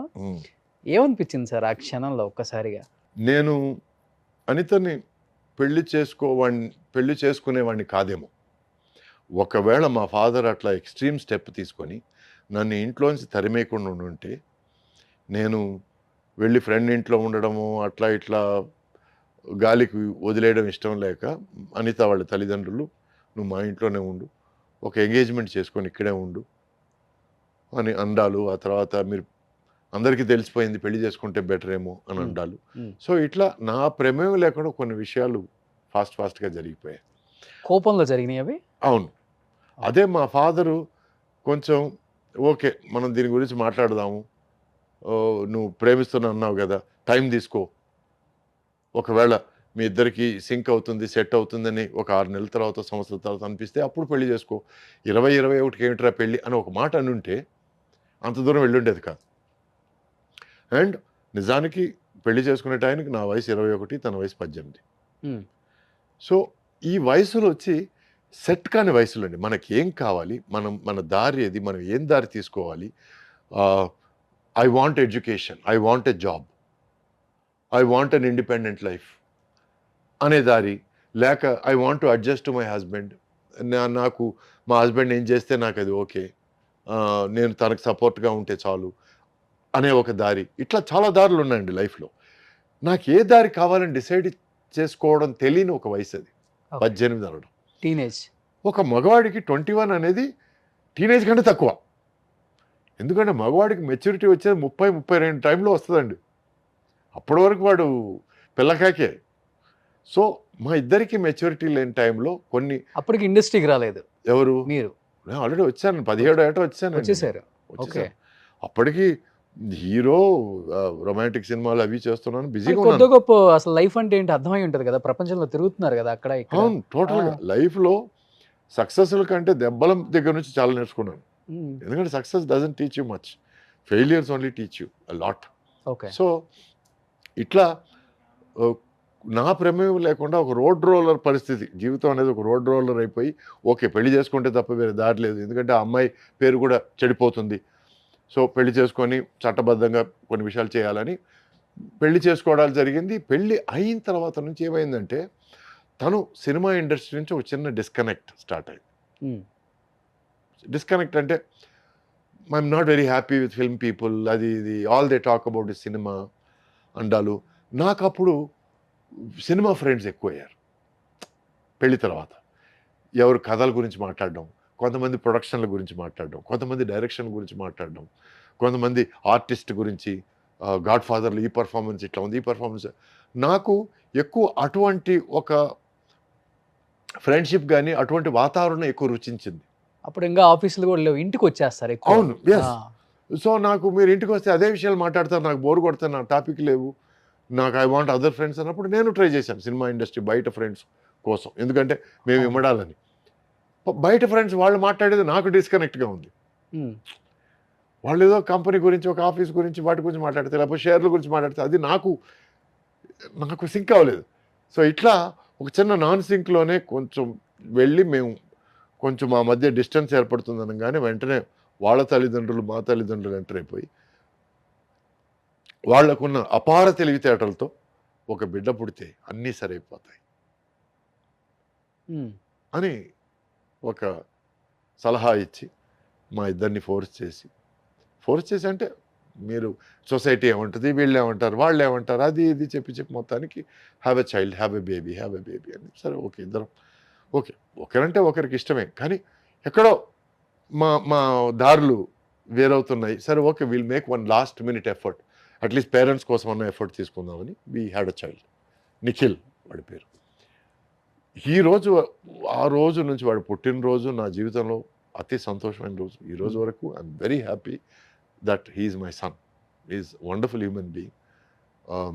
మీరు లైఫ్లో అంత సంతోషంగా ఉండగలిగారు, మీరిద్దరు ఎందుకు విడిపోయారు మరి? అదే చెప్పొస్తున్నాను కదా. బిడ్డ పుట్టిన తర్వాత ఏమైందంటే she started feeling a lot of pressure. ఎందుకు ప్రెషర్ అంటే కరెక్ట్గా అప్పుడే నేను భయంకరంగా బిజీ అయ్యాను. ఓకే. అసలు రోజుకు 3 షూటింగ్లు.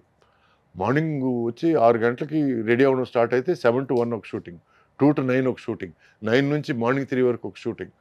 సో ఎంత పని మనిషి ఉన్నా, ఎంత ఉన్నా కూడా అట్లీస్ట్ ఉన్న భారం, ఉన్న రెస్పాన్సిబిలిటీ నా మీద పడిపోయింది. నన్ను ఒంటరిగా వదిలేసి తను he's with people, he's doing his thing అనే ఒక చిన్న ఫీల్లో ఇంకా కొంచెం డిస్టెన్స్ స్టార్ట్ అయింది.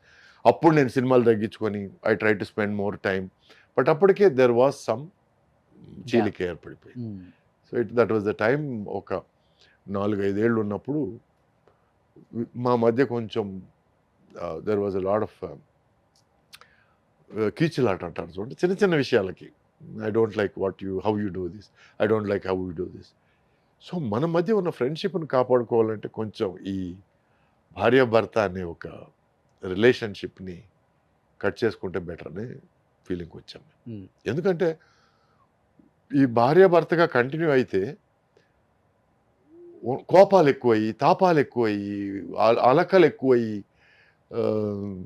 దానివల్ల ఏమవుతా ఉన్న ఫ్రెండ్షిప్ కూడా పోద్దేమోనన్న భయంతో మీ ఇద్దరం కూర్చొని మాట్లాడుకొని కరెక్ట్గా అప్పుడు నా దగ్గర ఏముందో మధ్యలో గీత గీసి ఈ సగం నీకు ఈ సగం అని డిసైడ్ చేసుకొని మేము డైవర్స్ తీసుకున్నాం. డైవర్స్ బాబుకి ఎంత తీసుకునేటప్పుడు ఉంటుంది ఏజ్ అప్పుడు? అప్పుడు 5 అండి. అంతే అంతే, ఊహ ఉంటుంది కొద్ది గొప్ప కొద్ది గొప్ప ఉంటుంది. సో జడ్జి కూడా అడిగాడు, మీరిద్దరు నవ్వుకుంటున్నారు, మాట్లాడుకుంటున్నారు, మీకెందుకు డివోర్స్ అని అన్నాడు. లేదని మీకు అర్థం కాదులేండి అన్నాం. అంతకంటే ఏం చెప్పగలం. బిజీగా ఉన్నారు, ఫైనాన్షియల్ గా బాగా వెల్ సెటిల్ అయిపోయి ఉంటారు అప్పటికి. అవునండి, రెమ్యునరేషన్స్ అవును, బాగా వస్తాయి. అవును.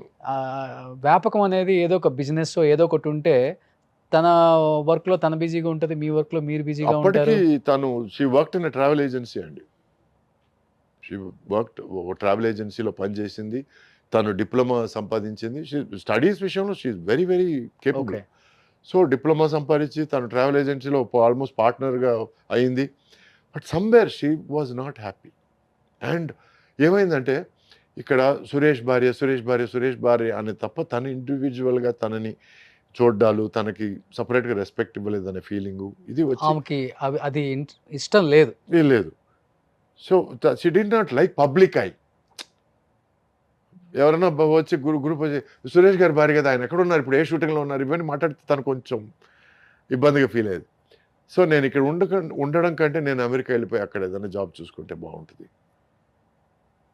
మన బాబుకి కూడా అక్కడ లైఫ్ బాగుంటుంది కదా, ఇట్లా స్టార్ట్ అయ్యి ఎక్కడో ఇంకా నేను అమెరికా వెళ్ళిపోతే బెటర్ బట్ అది విడాకులు లేకుండానే వెళ్ళిపోవచ్చు కదా సార్. అంటే ఇప్పటిలాగా అనుకుంటే వెళ్ళడాలు అవన్నీ కాదండి. అప్పుడు ఆ టైంలో అమెరికా వెళ్ళడం అంటే ఒక మంత్ ట్రై చేస్తే నెక్స్ట్ మంత్, ఈ మంత్ ట్రై చేస్తే నెక్స్ట్ మంత్ వెళ్ళగలం అనే పరిస్థితి. సో ఒకసారి అంత దూరం ఏర్పడిందంటే అది పర్మనెంట్ దూరం అనే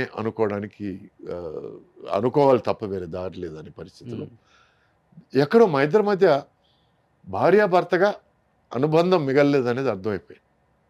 అది అర్థమైపోవడంతో తన ఫ్రీడమ్ తనకి ఇచ్చేశాను. తను బాగుండాలి, బాబు బాగుండాలని నేను రాసి కూడా ఇచ్చేసాను. తను బాబుని తీసుకెళ్ళొచ్చు అమెరికాకి. సో వాడి మంచి కోసం అనుకున్నాను, తన మంచి కోసం చేశాను అనుకున్నాను, నా మనశ్శాంతి కోసం కూడా చేశాను అనుకోవచ్చు. ఎందుకంటే అన్నీ నేను ఇతరుల కోసం చేశాను, నేను త్యాగజీవి అనడం కంటే నాకు మనశ్శాంతి కొంచెం కావాలి కదా. So that was why we parted as friends and till today we're friends. Plus నేను అమెరికా వెళ్తే, నేను మా వైఫ్ అమెరికా వెళ్తే వాళ్ళ ఇంట్లోనే ఉంటాం. అండ్ ఇప్పుడు నా బాబు సపరేట్గా వాళ్ళ వైఫ్తో ఉన్నాడు కాబట్టి ఇప్పుడు 2 ప్లేసుల్లో ఉంటాం మేము. బట్ ఇంతకుముందు బాబు వాళ్ళతో ఉన్నప్పుడు అక్కడే ఉండేవాళ్ళం. సో వాడి దృక్పథంలో వాడికి 2 fathers and 2 mothers. Okay. So ఎక్కడ ఎవరు తక్కువ కాదు, అందరికీ ఈక్వల్ ఇంపార్టెన్స్. అది మేము వీఆర్ వెరీ పర్టికులర్. ఎవరిని తక్కువ చేసి మాట్లాడదు, ఎవరు తక్కువ కాదు, అందరూ ఈక్వల్. ఇక్కడ వాళ్ళ ఇండియాకి వచ్చినా మీ ఇంటికి వస్తారు, మీరు అక్కడికి వెళ్ళినా వాళ్ళ ఇంట్లో ఉంటారు. సో ఆ భార్యాభర్త అనే అనుబంధం కానీ ఆ ఫీలింగ్స్ కానీ పోయాయి. కానీ మరీ చిన్న వయసులో కలిసాం కదండి. సో అప్పటి నుంచి ఉన్న స్నేహం ఎందుకు పోగొట్టుకోవాలి? అండ్ ఎస్పెషలీ మా మధ్య ఒక బాబు అన్న ఒక అందమైన ఒక అనుబంధం ఉన్నప్పుడు వాడి మనసును ఎందుకు నొప్పించాలి? మేము ఇద్దరం గొడవ పడితే వాడు నొచ్చుకుంటాడు కదా. సో అది మాత్రం కాకుండా తనంటే ద్వేషం లేదు, తనకి నేనంటే ద్వేషం లేదు. ఇప్పుడు నేను ఎవరితోనో వెళ్ళిపోతే, లేక తను ఎవరితోనో వెళ్ళిపోతే ద్వేషాలు ఉంటాయి. కానీ నువ్వు జెంటిల్మెన్ లాగా బిహేవ్ చేసి నేను లేడీ లాగా బిహేవ్ చేస్తే ఇంకా ద్వేషాలు ఎందుకు ఉంటాయి? నాకు తెలిసి ఇంత హెల్తీగా డివోర్స్ తీసుకున్న సెలబ్రిటీ జంట ఎవరు లేరు, మీరే అయి ఉంటారు. అంటే మనం మెంటల్ హెల్త్ కోసం కొంచెం హెల్తీగా ఉండడం బెటర్ అండి. ఇట్లాంటి విషయాలు హెల్తీగా చూడడం బెటర్. సో బికాస్ రేపు నేను రియాక్ట్ అయ్యి తనని ఏదైనా మాట్లాడితే అది లైఫ్ లాంగ్ వాడి మైండ్లో మరకగా ఉండిపోద్ది. అండ్ ప్లస్ తను వాడిని నన్ను చూడకుండా ఆపు ఉండేటట్టయితే వాడికి ఒక తండ్రి దూరం అయ్యేవాడు. సో ఇవన్నీ ఆలోచించే మేము we wanted to keep everything healthy అండి. అది కొంతమందికి అర్థం కావచ్చు, అది కొంతమందికి అర్థం కాకపోవచ్చు. అర్థమైన వాళ్ళు వెరీ గుడ్, అర్థం కాని వాళ్ళు వెరీ గుడ్. మళ్ళీ ఎన్ని ఇయర్స్కి చేసుకున్నారు పెళ్లి సార్ మీరు? మధ్యలో ఒక 10 years గ్యాప్ ఉందండి. గ్యాప్. ఎందుకంటే అప్పుడు భయం వేసేసింది నాకు. ఆ తర్వాత మళ్ళీ కొంతమందికి నీకు ఆల్రెడీ బెడ్ ఉన్నాడు కదా, నువ్వు ఆ ఫ్యామిలీతో బాగా క్లోజ్గా ఉన్నావు, ఇది నేను ఐ కాంట్ యాక్సెప్ట్ అని అండాలి. ఇవన్నీ నేను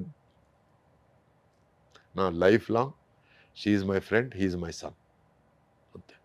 అది యాక్సెప్ట్ చేసే వాళ్ళే నా లైఫ్లోకి రాండి అని అంతే. చెప్పారు. సో తర్వాత మేడం కనెక్ట్ అయ్యారు. అవును. సో ఆ విధంగా చూస్తే మేడం గ్రేట్ అని చెప్పుకోవచ్చు. తప్పకుండా. అయ్యో చేతులు దండం పెట్టాలి, ఇద్దరికి చేతులు దండం పెట్టాలి. అనిత వాళ్ళ హస్బెండ్కి, నా వైఫ్కి. ఓకే. ఎందుకంటే యాక్సెప్టెన్స్. ఇప్పుడు ఒక విషయాన్ని అండర్స్టాండ్ చేసుకుంటే యాక్సెప్టెన్స్ వస్తుంది. ఆ యాక్సెప్టెన్స్ వచ్చిందంటే మెంటల్ పీస్ వస్తుంది. అండర్స్టాండ్ చేసుకున్నప్పుడు ఏదో ఉందేమో, ఎందుకు ఎంత క్లోజ్కున్నారు, ఎందుకు నవ్వుకుంటున్నారు, ఇవన్నీ స్టార్ట్ అవుతాయి. అండర్స్టాండింగ్ ఉన్నప్పుడు యాక్సెప్టెన్స్, ఓకే ఇదన్నమాట విషయం అనేది ఒక యాక్సెప్టెన్స్ వస్తుంది. అవును. యాక్సెప్టెన్స్ వచ్చినప్పుడు పీస్ ఆఫ్ మైండ్ వస్తుంది. Peace of mind is most important అండి. ఏం చేస్తుంటారు సార్ మేడం? మేడం వచ్చి తను షీజ్ రైటర్ అండి. ఓ, సో ఒక 7-8 టీవీ సీరియల్స్కి రైటర్ గాను ప్రొడ్యూసర్ గాను ఇండస్ట్రీ మేడం కూడా అయితే. నేను రప్పించానండి. ఎందుకంటే తన కథల మీద బాగా ఇంట్రెస్ట్, ఓకే. మేము కథల గురించి ఎక్కువ మాట్లాడుకునే వాళ్ళం. Hmm. సో నేను తనకి నేర్పించాను ఒక కథ, స్క్రీన్ ప్లే ఇట్లా అట్లా ఉండాలని. తను ఈరోజు నాకు నేర్పిస్తుంది. She's Okay. Really good. Madam name sir? Rajshree, okay. North Indian తను. ఓ, సో తన ఫుల్ పేరు రాజ్శ్రీ బెస్ట్. సో రాజ్శ్రీ తన పేరు. మొన్న మానేల ట్యాంక్ అని ఒక వెబ్ సిరీస్ కూడా కథ రాసింది. ఓ. సో ఇప్పుడు కిడ్స్ ఉన్నారా సార్? లేరండి. Hmm. తనకు నేను పిల్లాడిని, తను నాకు చిన్నపిల్ల, అంతే. అంతే. సో ఇప్పుడు హ్యాపీ లైఫ్, పీస్ఫుల్ లైఫ్. అంతే. ఎందుకంటే హ్యాపీనెస్ కంటే పీస్ఫుల్ అది చాలా important, sir. మోస్ట్ ఇంపార్టెంట్ అవును, అనేది sir. అర్థమవుతుంది. సో మొన్న ఎవరో సార్ ప్రేమ అంటే ఏమిటని అడిగానండి. నాకేం చెప్పాలో అర్థం కాలేదు. చాలాసేపు ఆలోచించాను. ప్రేమ అంటే ఏమిటి, ప్రేమ అంటే ఏమిటి. ఎందుకంటే 15లో ప్రేమ అంటే ఏమిటో నీ ఫీలింగ్స్ వేరే, 20లో ప్రేమ అంటే ఏమిటో నీ ఫీలింగ్స్ వేరే, 30లో నీ ఫీలింగ్స్ వేరే, 40లో నీ ఫీలింగ్స్ వేరే. Love is different at every age. నాకు చిన్న సైనస్ ప్రాబ్లం ఉంది. దానివల్ల నైట్ అంతా ఏసీ వేస్తే నాకు పడదండి. సో ఈ మధ్య టెంపరేచర్ కొంచెం పెరిగి నేనేం చేశాను, కూలర్ పెట్టించాను.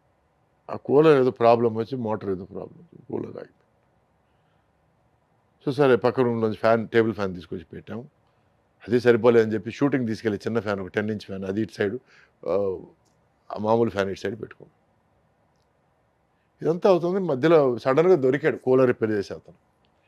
సరే తీసుకొచ్చి కూలర్ రిపేర్ చేస్తే కూలర్ రిపేర్ అయింది. కూలర్ రిపేర్ అయిన వెంటనే నేను ఏదో పని చేసి తిరిగి వస్తే మా వైఫ్ కూలర్ ముందు కూర్చొని అబ్బా అనుకుంది. అంటే ఏసీ ఆఫ్ చేసినప్పుడు ఏమనలేదు, కూలర్ పోయినప్పుడు ఏమనలేదు, ఫ్యాన్ పెట్టినప్పుడు ఏమనలేదు, ఆ ఫ్యాన్ కూడా ప్రాబ్లం, చిన్న ఫ్యాన్ పెట్టినప్పుడు ఏమనలేదు. కానీ కూలర్ వచ్చినప్పుడు తను రిలాక్స్ అయ్యి రిలీఫ్గా ఫీల్ అయింది చూడండి. ఒక్క మాట కూడా నాతో చెప్పలేదు. నా దృష్టిలో అది ప్రేమ అంటే. ఓకే, గ్రేట్ కదా. ఒక్క మాట కూడా నాకు ఇబ్బందిగా ఉందనో, నాకు ఉక్కగా ఉందనో, లేక వేడిగా ఉందనో, ఏమి నథింగ్. సో అప్పుడు నేను తన దగ్గర ఏమన్నాడు, ఒక మాట చెప్పు ఉండొచ్చు కదా. నేను ఆవిడ మేడ్ సమ్ అరేంజ్మెంట్స్. నేను కూలర్ తొందర రిపేర్ చేయడానికి ట్రై చేసేవాడిని కదా. ఏదో ఒకటి అంటే మన పనులు ఏదో ఉంటాయండి, బిజీ డూయింగ్ అదర్ స్టఫ్. అవునవునవును. తను అనింది if you are comfortable I'm comfortable అనింది. నాకు ఆ టైంలో అనిపించింది అది ప్రేమ. మధ్యలో సినిమాలకు కూడా బాగా గ్యాప్ ఇచ్చారు కదా సార్. అంటే గ్యాప్ తీసుకోవాల్సి వచ్చిందా, లేకపోతే గ్యాప్ ఇండస్ట్రీ ఇచ్చిందా? సగం సగం అండి. సగం గ్యాప్ ఇండస్ట్రీ ఇచ్చింది, సగం గ్యాప్ నేను తీసుకున్నాను. ఎందుకంటే ఈ రబ్బర్ స్టాంప్ వేషాలు కొన్ని ఉన్నాయండి. అంటే లాస్ట్లో అందరు ఫ్యామిలీ మెంబర్స్ అందరూ ఉన్నారు, కలిసి ఒక ఫోటో తీసుకున్నాం, శుభం అని కాడేయడానికి. కొంతమంది అంతకుముందు ఒక సీన్లో వస్తారు, ఆ తర్వాత మధ్యలో ఒక సీన్లో వస్తారు, తర్వాత లాస్ట్లో ఆ సీన్లో ఇట్లా ఉంటారు. అటువంటి వేషాలు చేయడం నాకు ఇష్టం లేదండి. ఎందుకంటే మొదటి నుంచి ఒక పని తక్కువ ఉన్న హీరో వేషం కంటే పని ఎక్కువ ఉన్న విలన్ వేషం ఎక్కువ ఇష్టపడేవాడిని. So I need to do something in the film, contribute to the film. ఆ కాంట్రిబ్యూషన్ లేనప్పుడు నేను ఎందుకు ఆ సినిమాలో ఉండడం, దానివల్ల ఎందుకు నన్ను పిలవడం అనే ఫీలింగ్తో కొన్ని నేను వదులుకున్నాను. కొన్ని ఏమిటంటే maybe they thought I wasn't right, or maybe నేను కలవని మనుషుల్ని. ఆయనకు అవసరం లేదేమో అనుకున్నారేమో. బట్ ఇప్పుడు అంటే మీ టైంలో ఉన్న హీరోస్ని కూడా కలవరు, సందర్భం వస్తే కలుస్తాను తప్ప. జగపతి బాబు గారు, సుమన్ గారు. మా 80s గ్రూప్లో సుమన్ని కలుస్తాను, నేను జగపతి బాబుని కలుస్తాను. అప్పుడు కలవటమే. అప్పుడు కలవడం, మధ్యలో ఎక్కడైనా ఎయిర్పోర్ట్లో కలిసినా కూడా ఓ హలో హలో అనుకోవడాలు, కౌలించుకోవడాలు. ఇప్పటికీ జగపతి బాబు డార్లింగ్ డార్లింగ్ అని పిలుస్తాను నేను. మేము చాలా చాలా ఫ్రెండ్లీగా ఉంటాం మేము. I'm very friendly with Jagapathi Babu కానీ, శ్రీకాంత్ కానీ. I love this guys, they are amazing gentlemen. తర్వాత ఉత్తేజ్, ఎ గుడ్ ఫ్రెండ్. ఇట్లా కొంతమంది ఉన్నారండి. జేడి చక్రవర్తి. ఓకే, ఈ పక్కనే ఉంటారు. ఫ్రాడ్ ఫోర్ట్ అంటే మామూలు కాదు. ఎందుకు అంత మాట అన్నారు? అతను చిక్కడు దొరకడండి. ఓకే, అతని మనసులో ఏముందో అతనికి కూడా తెలియదేమోనని నా ఫీలింగ్. మీకు తెలుసా? మీకు తెలిసింది ఏముంది? అస్సలు ఛాన్స్ లేదండి, అస్సలు ఛాన్స్ లేదు. రేపు డార్లింగ్ మనం ఈ విషయం చేస్తున్నామని కట్ చేస్తే రేపు బాంబేలో ఉంటాడు. నువ్వు విషయం చేద్దామని చెప్పావు కదా అంటే సడన్గా ఒక థాట్ వచ్చింది, ఒక స్ట్రైక్ అయింది, ఒక బ్రెయిన్ వేవ్ వచ్చింది, ఏదో ఒకటి అంటాడు. సో ఇట్లా అందుకే తను నేను చనువుగా ఫ్రాడ్ ఫోర్ట్ అంటే పిలుస్తాను. చక్రి దగ్గర నాకున్న చనువు వేరే ఎవరి దగ్గర తీసుకోలేను నేను. అటువంటి చనువు మా ఇద్దరిది. He can say anything to me, I can say anything to him. ఎందుకంటే తను అంత స్పోర్టివ్గా తీసుకుంటాడు, తను నన్ను ఏమన్నా కూడా నేను అంత స్పోర్టివ్గా తీసుకుంటాను. మిగతా వాళ్ళతో నాకు అంత చనువు లేదు. So I cannot take that Liberty. Okay, అంటే కొంచెం రిజర్వ్డ్గా ఉంటారా సెట్లలో కూడా, లేకపోతే? నేను చాలా జోవియల్గా ఉంటాను అందరితో. నేను చాలా అరుదుగా బూతులు మాట్లాడతానండి, చాలా చాలా అరుదుగా. ఏం మాట్లాడతారు సార్? అయ్యో అయ్యో. సో మీరు అందమైన వాళ్ళు కదా, అందమైన బూతులే వస్తాయిలే. నేను వాటిని కాస్త నొక్కి వక్కాణిస్తానండి. దానికి కొంచెం చిన్న ప్రాసలు అవి ట్రై చేస్తుంటాను. ఆ ట్రయల్స్ అన్నీ దౌర్భాగ్యం చక్రితోనే జరుగుతాయి. ఓకే, సో దాంతో అతను అప ఏదో బాగుందే, ఇట్లాంటి డబుల్ రియాక్షన్లు వస్తుంటాయి. ఓకే, సో ఇది మా రిలేషన్షిప్. సో మెయిన్ పాయింట్కి వస్తే చిరంజీవి గారు కానీ, నాగార్జున గారు కానీ, బాలకృష్ణ గారు కానీ, వెంకటేష్ కానీ, వాళ్ళు దట్ ఈస్ దేర్ కర్మ అండి. మీరు ఆ కోవలోకి రాలేదు, మీరెందుకు దానికి ఈక్వల్గా రాలేదు, ఇవన్నీ క్వశ్చన్లు వచ్చి అర్థం లేని క్వశ్చన్లు అండి. ఎందుకంటే పూర్వజన్మలో వాళ్ళు ఏదైనా చేసుకున్న పుణ్యం, వాళ్ళు చేసుకున్న మంచి ఈ జన్మలో వాళ్ళకి ఆ ప్లేస్లో పుట్టించింది, ఆ ప్లేస్లో వాళ్ళకి ఆ సక్సెస్ని ఇచ్చింది. చాలామంది పెద్ద ప్లేసుల్లో పుట్టారు, వాళ్ళు రాణించలేదే. ఒక లైవ్ ఎగ్జాంపుల్ తీసుకుంటే దాసరి నారాయణ గారి son, is good looking, Arun, very good looking fellow, 6'2", మంచి హైటు, మంచి అందం, మంచి వర్చస్సు, మంచి బ్రాడ్ షోల్డర్స్. సో 100% అతను హిట్ అవుతాడు అనుకున్నాను. అవును, అసలు నెపోటిజం అనేది ఉంటే వీళ్ళందరూ రావాలి కదా, రావాలి. సో అందుకే చెప్తున్నాను కర్మ సిద్ధాంతాన్ని నమ్ముతానని. అందరూ పెద్ద ఫ్యామిలీలో పుట్టిన అందరూ సక్సెస్ కావాల్సిన అవసరం లేదు. కానీ పెద్ద ఫ్యామిలీలో పుట్టి వాళ్ళు భయంకరమైన కృషి చేస్తేనే వాళ్ళు సక్సెస్ కాగలరు. ఆ కృషితో పాటు అదృష్టం ఉంటేనే, వాళ్ళకి పూర్వజన్మ సుకృతం ఉంటేనే వాళ్ళు పెద్ద సక్సెస్ కాగలరు. సో ఆ సక్సెస్ని చూసి మనం ఏడవడం అనేది నిజంగా వేస్ట్ అండి. It is silly. ఆ సక్సెస్ చూసి వెరీ గుడ్, వెరీ నైస్, బాగా చేశారు. ఈ రోజుకోండి నేను ఫన్ అండ్ ఫ్రస్ట్రేషన్ సినిమా చూసి పొట్ట చక్కలేటట్టు నవ్వుకున్నానండి. అప్పుడు తడుక్కొని కింద పైన ఎగరేసుకొని నేను వెంకీ నంబర్ ఫోన్ చేసి, darling you are so good, you are so good, I didn't know ఇంత సెన్స్ ఆఫ్ హ్యూమర్ ఇంత నేను ఫీల్ అవుతాను. నేను ఒక ఆడియన్స్లో చూశాను, ఆడియన్స్లో ఫీల్ అయ్యాను. అట్లాగే నేను I thought Nagarjuna's performance was brilliant. Wheelchair మీద ఊపిరి, ఐ లవ్డ్ హిస్ పర్ఫార్మెన్స్. అంటే అంత మైక్రో ఎక్స్ప్రెషన్లు కానీ అది కానీ ఇది కానీ. అండ్ మీ 80s గ్రూప్లో ఉన్నప్పుడు చూశాను నేను, ఐ లవ్డ్ యువర్ పర్ఫార్మెన్స్ చెప్పాను. సో వీళ్ళని నేను ఫ్యాన్స్గానే చూస్తాను తప్ప నా సమకాలికులు, నా పోటీలు, నా ఇది నా అది నథింగ్. ఎందుకంటే ఎక్కడో నా దృష్టిలో ఆమె వెరీ గుడ్ యాక్టర్. నాకు పోటీ నేను, ఇంకెవరు కాదు. వాళ్ళకి రావాల్సింది వాళ్ళకి వచ్చింది, వాళ్ళకి ఏమి రాసి ఉందో వాళ్ళకి వచ్చింది. అంతేగాని ఆ ఏరియాలోకి వెళ్ళడం నాకు కరెక్ట్ కాదు. నేను మీ గురించి విన్నాను సార్. ఈ కల్లా కపటం లేని మనిషి సురేష్ గారు. ఆయన మాటలు వింటుంటే అలానే అనిపిస్తది అని చెప్పి చాలామంది చెప్తున్నారు గూడా. మీకంటే ఉండదు సార్. ఓకే. సమకాలికులం కాదు, ఈక్వల్ క్యారెక్టర్ కాకపోయినా గానీ, మంచి వెయిటేజ్ ఉన్న క్యారెక్టర్ అయితే, ఇంపార్టెన్స్ ఉన్న క్యారెక్టర్ అయితే చేసేద్దాం. కొద్దో గొప్పో అటు అవును. ఇటుగా ఉన్నా అని మీరు అనుకుంటారు. అవును. బట్ అవతల ఉన్న హీరో గూడా అనుకోవాలి కదా! ఈ క్యారెక్టర్ తనకెందుకు? ఈ క్యారెక్టర్ పెట్టండి. ఇంత పవర్‌ఫుల్ డైలాగ్స్ అక్కడెందుకు? ఇటు పెట్టండి. అన్నప్పుడు అన్నప్పుడు ఏమవుతుందంటే కష్టంగా ఉంటది గదా! మీరు సినిమా ఆల్రెడీ హీరోగా సిల్వర్ స్క్రీన్ మీద సూపర్ డూపర్ హిట్ చూసొచ్చింది వాళ్ళు విలన్‌గా వచ్చేటప్పటికి కూడా. అవునండి. మీరు అక్కడ హిట్ అయ్యి ఇక్కడికొచ్చారు. ఇక్కడ హిట్ అయ్యి అక్కడికెళ్ళలేదు గదా! చాలా మందిని చూసాం. శ్రీహరి గారోళ్ళు అక్కడ చేసి ఇక్కడికొచ్చి హీరో అయ్యారు. అవునండి. హీరో అయిన తర్వాత విలన్ రోల్స్ కదా నేను అంటుంది. అవును. మీది డిఫరెంట్ అసలకి. ఒకసారి చెప్పాలంటే. ఒక పెద్ద మనిషితో మాట్లాడుతుంటే which is the strongest element in the world హ్మ్. అనే డిస్కషన్ వచ్చిందండి. జనరల్గా నేను జనరల్ నాలెడ్జ్ అంటే బాగా ఇష్టం నాకు. అన్ని రకాల విషయాలు మాట్లాడుతుంటాను. From politics to science to computer science. Computer science by the 2 years చేశాను నేను. C++, జావా ఇవన్నీ నేర్చుకున్నాను. ఇంటర్నెట్ ప్రోటోకాల్ అవన్నీ నేర్చుకున్నాను. ఎందుకంటే ఖాళీగా ఉన్న టైంలో మనల్ని మనం బెటర్ చేసుకోవాలని. So we are talking about elements. Elements అంటే earth, iron, air, water, anything. ఈ టైంలో ఒక మనిషి అన్నాడు మా మా మధ్యలో, water is the strongest element అన్నాడు. ఎలిమెంట్.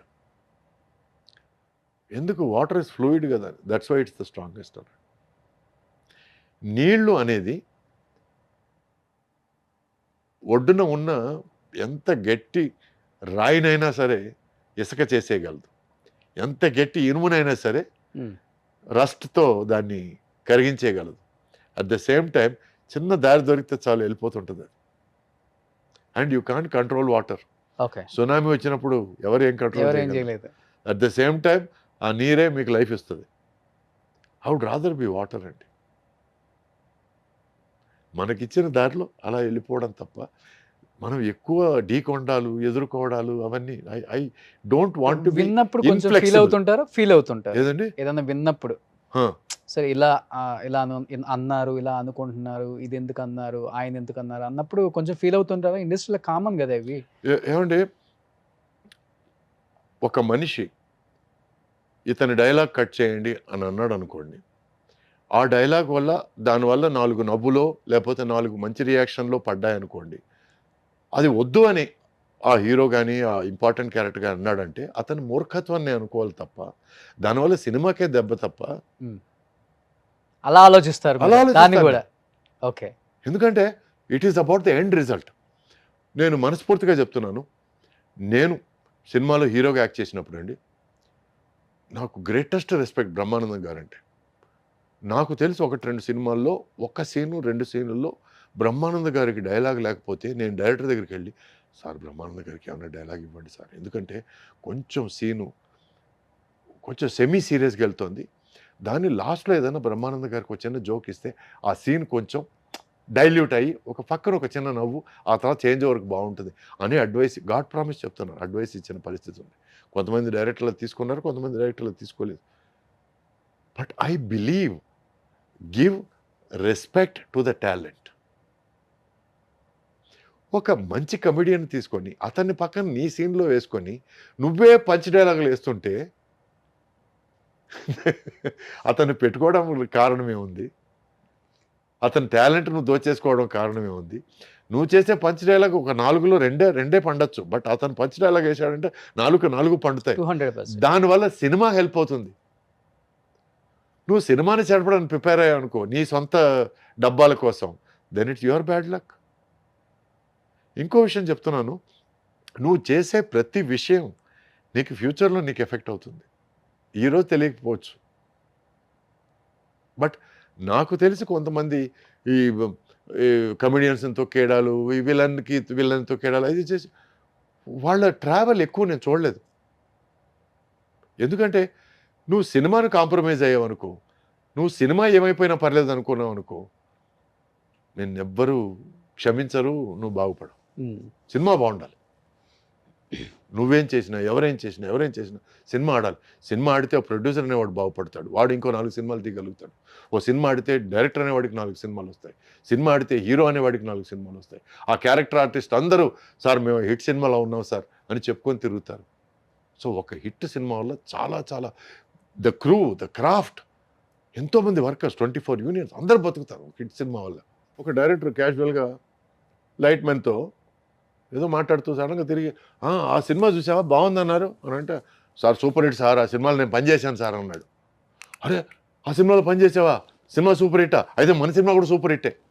నేను ఎందుకు చెప్తున్నానంటే ఒక్క సినిమా హిట్ అయితే దానివల్ల ఎన్ని పాజిటివ్ వైబ్స్ వస్తాయంటే, ఆ సినిమాలో వర్క్ చేసిన ఒక లైట్ టెక్నీషియన్ కూడా దాన్ని ప్రౌడ్గా ఫీల్ అవుతాను చెప్పడం, ఆ హిట్కి భాగంగా ఉన్న లైట్ టెక్నీషియన్ ఈ సినిమాలో పనిచేస్తున్నాడని ఈ డైరెక్టర్ ప్రౌడ్గా ఫీల్ అవడం. So success is very very addictive అండి. Okay. It's an addictive feeling. అందరూ కష్టపడి పనిచేయాల్సింది ఒక సక్సెస్ కోసమే తప్ప నా ఇండివిజువల్ హోదా కోసం లేకపోతే నీ ఈగోని ఫీడ్ చేయడం కోసం ఉండకూడదు. అది ఉంటే మాత్రం హెల్తీగా ఉండదు ఆ ప్లేస్. సార్ ఏ యాక్టర్కైనా అండ్ ఇప్పుడున్న హీరోస్ కూడా వెయిట్ చేస్తారు ఒక డైరెక్టర్ డేట్స్ కోసం, అది ఇస్తే బాగుండు మనకి. అవును మణిరత్నం గారు. అవును అండ్ ఆ టైంలో మణిరత్నం గారు మూవీస్ అంటే పిచ్చి అవును పీక్లో ఉంటాయి అన్నమాట. రోజా సినిమా మీరు చేయాలి, అరవింద్ స్వామి గారు కాకుండా. అవును. ఇప్పటికీ రోజా సాంగ్స్ వింటుంటే గూస్ పంప్స్. yes yes ఎన్నిసార్లు విన్నా కానీ వినాలి వినాలి అంటాను. రోజా పాటలు నేను పెద్ద ఫ్యాన్. ఒక 2 లైన్స్ పాడండి, ఫస్ట్ చెప్తాను. కాదల్ రోజావే నా నా నా నా నా. ఏంటండి ఇది ఒక 2-3 సంవత్సరాలు కారులో అసలు క్యాసెట్ టేప్ అరిగిపోయే వరకు పాడింది. అవునా? అలాంటి ఒక సూపర్ డూపర్ హిట్ సినిమాకి హీరోగా సురేష్ గారు సెలెక్ట్ అయిపోయి ఒక సినిమా కోసం ఒక ప్రొడ్యూసర్ గారు నీకోసం నేను సినిమా ఆపుకోవాలా, నీకు ఇన్ని హిట్స్ ఇచ్చాను, నువ్వు ఆ సినిమా మానేసి నా సినిమా చేయవా అదొక ప్రెజరో లేకపోతే ఇష్టమో లేకపోతే మీ మీద ఉన్న ప్రేమతో గట్టిగా మాట్లాడటం వల్ల మీరు ఈ సినిమాని వద్దనుకున్నారు కదా, అవును ఏమనిపించింది? నాకు అది రాసి పెట్టలేదు అనిపించింది. నేను చెప్పాను కదా, నేను ఈ ఎక్స్పీరియన్స్ ఒకవేళ అప్పుడు అనిపించకపోవచ్చు, బట్ ఇటువంటి ఎక్స్పీరియన్స్ల వల్ల ఓకే మనకి ఏమి రాసి పెట్టలేదు అది మనకు రాదు అనేది క్లారిటీగా అర్థమైపోయింది. అందుకే చెప్తున్నాను కర్మ సిద్ధాంతాన్ని నమ్ముతున్నాను. ఈ రోజు నేను వెరీ వెరీ ఫార్మ్లీ బిలీవ్ మనకి ఏది రాసి పెట్టిందో అది వస్తుంది, మనకి ఏది రాసి పెట్టలేదో అది రాదు. అంటే నో చెప్పింది అందుకేనా నేను చెప్పింది? 100% రీజన్. ఎందుకంటే ఆ టైంలో వచ్చి మనం ఒకరికి మాట ఇచ్చిన తర్వాత లేదు అది ఆ ఆఫర్ బాగుంది, నేను మీకు నేను డేట్స్ ఇచ్చినా సరే నో, మీరు ఇంతకుముందు మీతో 2-3 సినిమాలు చేసినా నో అనేంత ధైర్యం నాకు లేదు. ఎవరైనా? నాయుడు గారు, రామానాయుడు గారా? రామానాయుడు. ఓకే. సో నాకు గాడ్ ఫాదర్ కానీ గాడ్ ఫాదర్ ఆయన దగ్గర నేను ఏమన్నా సరే ఎదురు మాట్లాడగలనా? సో అది చెప్పారు ఆయనకి మణిరత్నం గారు ఆఫర్ అండి రోజా సినిమా అని చెప్పారు. ఓకే. బట్ ఆయన కూడా ఏంటంటే అన్ని ప్లాన్ చేసేసుకొని అవుట్డోర్ వెళ్ళడానికి రెడీగా అన్ని పకడ్బందీగా చేసుకొని, ఎందుకంటే ఆ టైంలో అందరూ బిజీ అండి. ఆర్టిస్టులు కాంబినేషన్ ఒక 30 రోజులు కలిపి దొరకడం అనేది, ప్లస్ ఆయన ప్రేమ విజేత అనే సినిమా అవుట్డోర్లో ప్లాన్ చేశారు 30 రోజులు అరకులో. ఓకే. సో ఆయనకి షిఫ్ట్ చేసుకోవడం మార్చుకోవడం అనేది కొంచెం కష్టమైన తరం. సో ఆయన్ని ఇబ్బంది పెట్టడం ఇష్టం లేక, అట్ ద సేమ్ టైం మన మణియే కదా, ఎందుకంటే అప్పటికే పరిచయం సుహాసిని బాగా పరిచయం, ఎందుకంటే అప్పటికి 2-3 సినిమాలు చేస్తున్నాను. సుహాసిని మణిరత్నం పెళ్ళికి వెళ్ళున్నాను. సో పరిచయం. సార్ మణి దగ్గర చెప్పాను, can we do something about the dates Mani, I really want to do అని అన్నాను. నేను no I have to about 4 months you need to be there అన్నాడు. అమ్మో 4 months అంటే నాయుడు గారు 2 సినిమాలు పోతాయి నాకు అన్న ఫీలింగ్. ఎందుకంటే ఆయన వరుసగా దీని తర్వాత ఇది ప్లాన్ చేశాను, దాని కథ భలే ఉంది అని చిన్న చూచాక ఈ సినిమా అప్పుడే ఆ సినిమా కథలు చెప్తుంటాడు నాయుడు గారు. ఓకే. సో ఇంత ఎక్సైట్మెంట్లో ఉన్నప్పుడు నేను ఐ థాట్ ఓకే ఫైన్. తర్వాత నో చెప్పిన తర్వాత ఆయన కొంచెం కోప్పట్టం కానీ జర్నీ కొంచెం అయ్యో నొచ్చుకున్నాడు 100%. What is wrong with you, such an amazing opportunity అని. ఆ తర్వాత కనపడప్పుడల్లా you said no to me, no I got an award అన్నాడు. You got an award, I didn't get an award అన్నాను. ఓకే. ఆ క్యారెక్టర్కి నన్ను అడిగిన క్యారెక్టర్ నాకు అవార్డు రాలేదు అన్నాను నేను. ఓకే. ఇట్లా మేము తమాషగా మాట్లాడుకుంటుంటాం. బట్ ఎక్కడో డెఫినెట్గా I feel bad that I miss that opportunity. Okay. లేదు నేను ఏమాత్రం అసలు that is wrong, that is not right, I feel bad ఇప్పటికి ఇప్పటికీ. But at the same time ఏమో మనకు రాసి పెట్టింది ఇదే, మనకు అది రాసి పెట్టలేదు అని అని నన్ను నేను సర్ది చెప్పుకుంటాను. వన్ మోర్ మూవీ సీతాకోక చిలుక, దాంట్లో కూడా ఫస్ట్ మీరే కదా? అవునండి. అంటే అంతకుముందు ఏమీ లేని టైంలో మడ్డి మొహం వేసుకొని చేతిలో క్యాన్లో ఒక రూమ్ నుంచి ఒక రూమ్కి తీసుకెళ్తుంటే ఒక డైరెక్టర్ అనేవాడు ఆపి, నువ్వు మా సినిమాలో యాక్ట్ చేస్తున్నావు అని చెప్పి నాకు ఆఫర్ ఇస్తే, ఓ పెద్ద డైరెక్టర్ పిలిచాడని చెప్పి నా సినిమానే ఫస్ట్ సినిమాగా ఉండాలి అని చెప్పి అతను కండిషన్ పెట్టాడని చెప్పి నేను ఇతని దగ్గరికి వెళ్ళి, లేదు సార్ మీ సినిమా చేయండి సార్, అది పెద్ద ఆఫర్ సార్, అది చేస్తాను సార్ అంటే కరెక్ట్ కాదనిపించింది నాకు. అందుకే నాకు ఏది న్యాయం అనిపిస్తే అది చేస్తానండి. దానివల్ల మంచి జరగని చెడు జరగని నాకు ఏది న్యాయం అనిపిస్తే రిగ్రెట్ ఫీల్ అవ్వరు, రిగ్రెట్స్ ఉండవు. I regret for missing out the chances, but no regrets for the decision. నేను తీసుకునే నిర్ణయానికి రిగ్రెట్ లేదు. నో అంటే ఒక జెంటిల్మెన్, ఒక పద్ధతి గల మనిషి తీసుకోగలిగిన నిర్ణయం నేను తీసుకున్నాను. So no regret. మీరు అన్నారు ఇంతకుముందు ఇంకా ఆ పాలబుగ్గలని కల్మషం లేదని, అది ఏదైనా నవ్వులు అట్లాగే ఉన్నారని, ఇదన్నిటికి కారణం ఏంటంటే నో రిగ్రెట్స్. మనసులో ఏది పెట్టుకోను, ఏదైనా అనిపిస్తే చెప్పేస్తాను. దానివల్ల ఎవరైనా ఫీల్ అయితే టూ బ్యాడ్, ఎవరైనా ఫీల్ కాకపోతే టూ బ్యాడ్. ఉన్నాయా ఫీల్ చేయించిన సందర్భాలు ఏవో ఆయన? చాలా ఉన్నాయండి. బట్ నేను అవన్నీ పెద్దగా నేను మనసులో పెట్టుకోను. నేను నాట్ ఇంపార్టెంట్. ఎందుకంటే జాపనీస్ సేయింగ్ ఉంది, నది ఒడ్డున చాలా కాలం వెయిట్ చేస్తే నీ శత్రువుల కళేబెరలు అలా తేలుకుంటూ వెళ్తుంటాయి, అవి కూడా చూసే టైం వస్తుంది నీకు అని. There is a Japanese saying, if you wait long enough you will see the dead bodies of your enemies passing by floating in the river అని. సో మనం ఏం చేయక్కర్లేదండి, జీవితం చేస్తుంది, దేవుడు చేస్తాడు, కర్మ సిద్ధాంతం చేస్తుంది. సో మనకి ఎవరన్నా చెడు చేయాలనుకుంటే మనం ఏం చేయక్కర్లేదు. ఓకే. బట్ ఒకటి, దుష్టులకు దూరంగా ఉండు.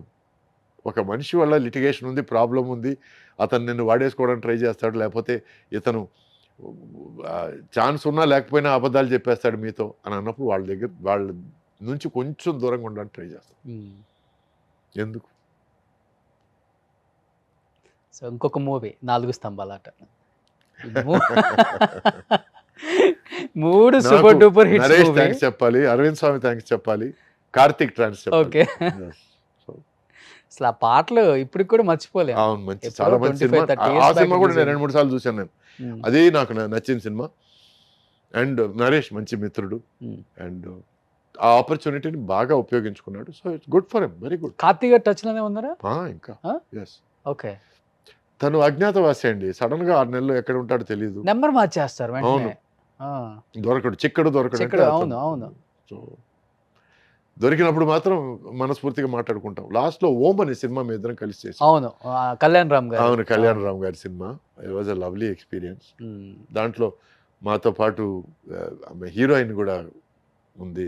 నికిషా పటేల్ కాదండి, మా సమకాలికులు. కార్తీక్తో 6 సినిమాలు చేసింది, నాతో 5 సినిమాలు చేసింది హీరోయిన్గా సితారా గారు. సో మాతో కలిసింది సితారా ఆ టైంలో. సో మా ముగ్గురికి ఒక చిన్న మినీ రీయూనియన్ లాగా తయారైంది. పాత సినిమాల గురించి మాట్లాడాలి, పాత ఎక్స్పీరియన్స్ గురించి మాట్లాడాలి. నేను చెన్నైలో ఆల్మోస్ట్ అందరినీ చేశాను ఇంటర్వ్యూస్. కార్తీక్ గారిని చాలాసార్లు ట్రై చేశాను. నేను మళ్ళీ ట్రై చేసేలోపు నెంబర్ మారింది. చెప్పాను కదా, దొరకడు, చిక్కడు దొరకడం అవుతాను. But very nice human being. అంటే ఉదారత అనేది ఫస్ట్ నాకు చూపించింది తను. ఎట్లా అని చెప్తున్నానంటే, సీతాకోక చిలక తమిళ్లో సూపర్ హిట్. నా సినిమా పన్నీర్ పుష్పంగల్ రిలీజ్ అయిన 25వ రోజుకి రిలీజ్ అయింది ఆ సినిమా. అది హిట్, మా సినిమా హిట్ అయిన తర్వాత సడన్గా ఒకరోజు ఫోన్ కాల్ వచ్చింది. అప్పుడు ఇంట్లో ల్యాండ్ లైన్లే కదా, ఫోన్ కాల్ వస్తే మా అమ్మ, రే కార్తీక్ అంటరా, హీరోరా అని చెప్పేసారు. హలో ఎవరు అంటే, హే బడీ ఐమ్ కార్తీక్, ఈ సినిమాలో అలగిలో తెలిసి సినిమాలో హీరోగా యాక్ట్ చేశాను, ఐ యు రియలీ హిమ్ అన్నాను నేను. High will I joke about it, I want meet you అని. ఆ తర్వాత తన ఫ్రెండ్స్ నన్ను తీసుకెళ్ళి డిన్నర్ ఇప్పించారు. ఉమ్. ఇప్పించి ఇట్లా నువ్వు కూడా సక్సెస్ ఇచ్చావు, నేను కూడా ఇండస్ట్రీలో కొత్తగా ఎంటర్ అయ్యాను, so I want us to be friends అని. ఆ తర్వాత అక్కడ నుంచి నేరుగా ఇంటికి తీసుకెళ్ళి వాళ్ళ నాన్న ముత్తురామన్ గారు పెద్ద డైరెక్టర్ కదా ఆయన, పెద్ద హీరో, ఆయన హీరో కార్తీక్ వాళ్ళ డైరెక్టర్ కూడా చేశారు కదా ఆయన. డైరెక్ట్ చేసి ఒకటి రెండు ఆ, సినిమాలు చేశారు. చేశారు. సో ఆయనకు పరిచయం చేసి ఆ తర్వాత నన్ను ఇంట్లో డ్రాప్ చేసి, సో ఫస్ట్ టైం హీరోలు ఇలా కూడా ఉండొచ్చు అనేది నేర్చుకున్నాను.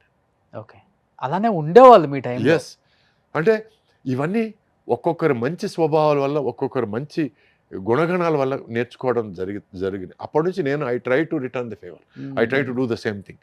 ఎవరన్నా ఇండస్ట్రీకి కొత్తగా ఎవరన్నా వస్తే నేరుగా వాళ్ళ దగ్గరికి వెళ్ళి వెల్కమ్ టు ద ఇండస్ట్రీ అని, ఇలా నేను ముగ్గురికి నేను వెల్కమ్ చెప్పున్నాను.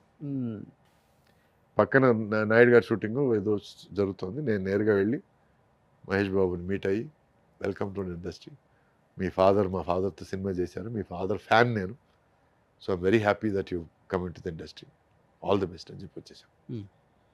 ఆ తర్వాత రాణా నాయుడు గారి స్టూడియోలో ఒకసారి సాయంత్రం కూర్చున్నప్పుడు రాణాని కలిసి all the best, I know you're coming into the industry, wish you all the very best అని. అప్పుడు రాణాతో Nag son was also sitting, okay, Naga Chaitanya. Naga Chaitanya, తనకి కంగ్రాచులేషన్స్ చెప్పాను. నాకు తెలిసి న్యూ కమర్స్లో ఇంకా సినిమాలోకి అడుగు పెడుతున్నాము, లేక ఫస్ట్ సినిమా షూటింగ్ చేస్తున్నాము అని నాకు పర్సనల్గా ఫాదర్స్ తెలుసో లేకపోతే రిలేటివ్స్ తెలుసో నేను మీట్ అయ్యి ఇంత తప్పుడు చూసుకుంటారు కదా, సెట్కి తీసుకొస్తుంటారు అప్పుడు పిల్లల్ని ఎస్పెషల్లీ. అవును. అలా చూసిన వాళ్ళలో అబ్బా ఏం హీరో అయ్యాడు అప్పుడు, నేను ఇంత ఉన్నాడు ఎత్తుకుందామని అని అనిపించిన హీరో ఎవరు? విజయ్, తమిళ విజయ్. ఓకే, అప్పుడు చంద్రశేఖర్ చంద్రశేఖర్ బాబు అప్పుడు షూటింగ్కి వచ్చాడు. అప్పుడు కున్నూరులో షూటింగ్, అప్పుడు షూటింగ్ వస్తే అప్పుడు మేము కలిసి క్రికెట్ ఆడేటప్పుడు ఎంత 6 ఏళ్ల కుర్రాడు, 6 7, very active fellow. So father దగ్గర చెప్పాను, చాలా యాక్టివ్గా ఉన్నాడు సార్, ఏం సార్ మాకు పోటీగా తెస్తున్నారా ఏంటని ఏదో జోక్ చేశాను నేను. అచ్చనా కుదరదు, నోవే అని అన్నాడు. నాకు డౌటే అని చెప్పి అన్నాను నేను. ఆ తర్వాత తను పెద్ద హీరో అయిపోయిన తర్వాత సడన్గా ఆయన నన్ను, సత్యరాజ్ని, తర్వాత నాజర్ని వాళ్ళు వెళ్ళి పెట్టి సినిమా తీశాడు. ఆయన సినిమా తీస్తే నేను జ్ఞాపకం చేశాను ఆయనకి, ఎప్పుడు 2013-14 టైంలో నేను జ్ఞాపకం చేశాను. సార్ నేను చెప్పాను జ్ఞాపకం ఉందా, బాబు పెద్ద హీరో అయ్యాడు, అంతా నీ వల్ల ఊరుకోండి సార్, లోపల బాగా హ్యాపీ ఫీల్ అవుతున్నారు మీరు, ఊరుకో బయట ఎవరికి చెప్పద్దు. సో ఇట్లా ఉంటుందండి. So I like the fact that I've seen them grow. తర్వాత జనతా గ్యారేజ్లో కూడా చేశారు కదా సమంత ఫాదర్గా. అవును. ఎలా అనిపించింది తారక్తో ఫస్ట్? ఐ థింక్ తారక్తో ఫస్ట్ ఎక్స్పీరియన్స్ అదేనా? అదే ఫస్ట్ ఎక్స్పీరియన్స్. అంటే అంతకుముందు ఒక 2-3 సార్లు మీటింగ్లో, గ్యాదరింగ్లో, ఈవినింగ్ డిన్నర్స్లో కలిశాను నేను, బట్ యాక్ట్ చేయడం మాత్రం ఫస్ట్ టైం. సో పరిచయాలు ఉన్నాయి, బట్ మనం యాక్ట్ చేసినప్పుడే మనకి వాళ్ళ కెపాసిటీ ఏమిటో, వాళ్ళ కేపబిలిటీ ఏమిటో మనకు అర్థమవుతుంది. So I was zapped, very surprised. Tarak is a very, very capable actor. And తను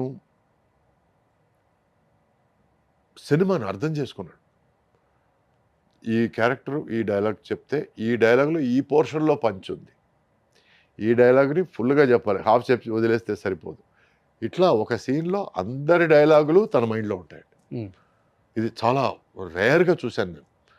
అంటే ఏకసంధాగ్రాహి అంటే ఒకసారి వింటే నేర్చేసుకోవడం, plus being able to understand everybody's dialogue is amazing. తను he has that timing, he has that.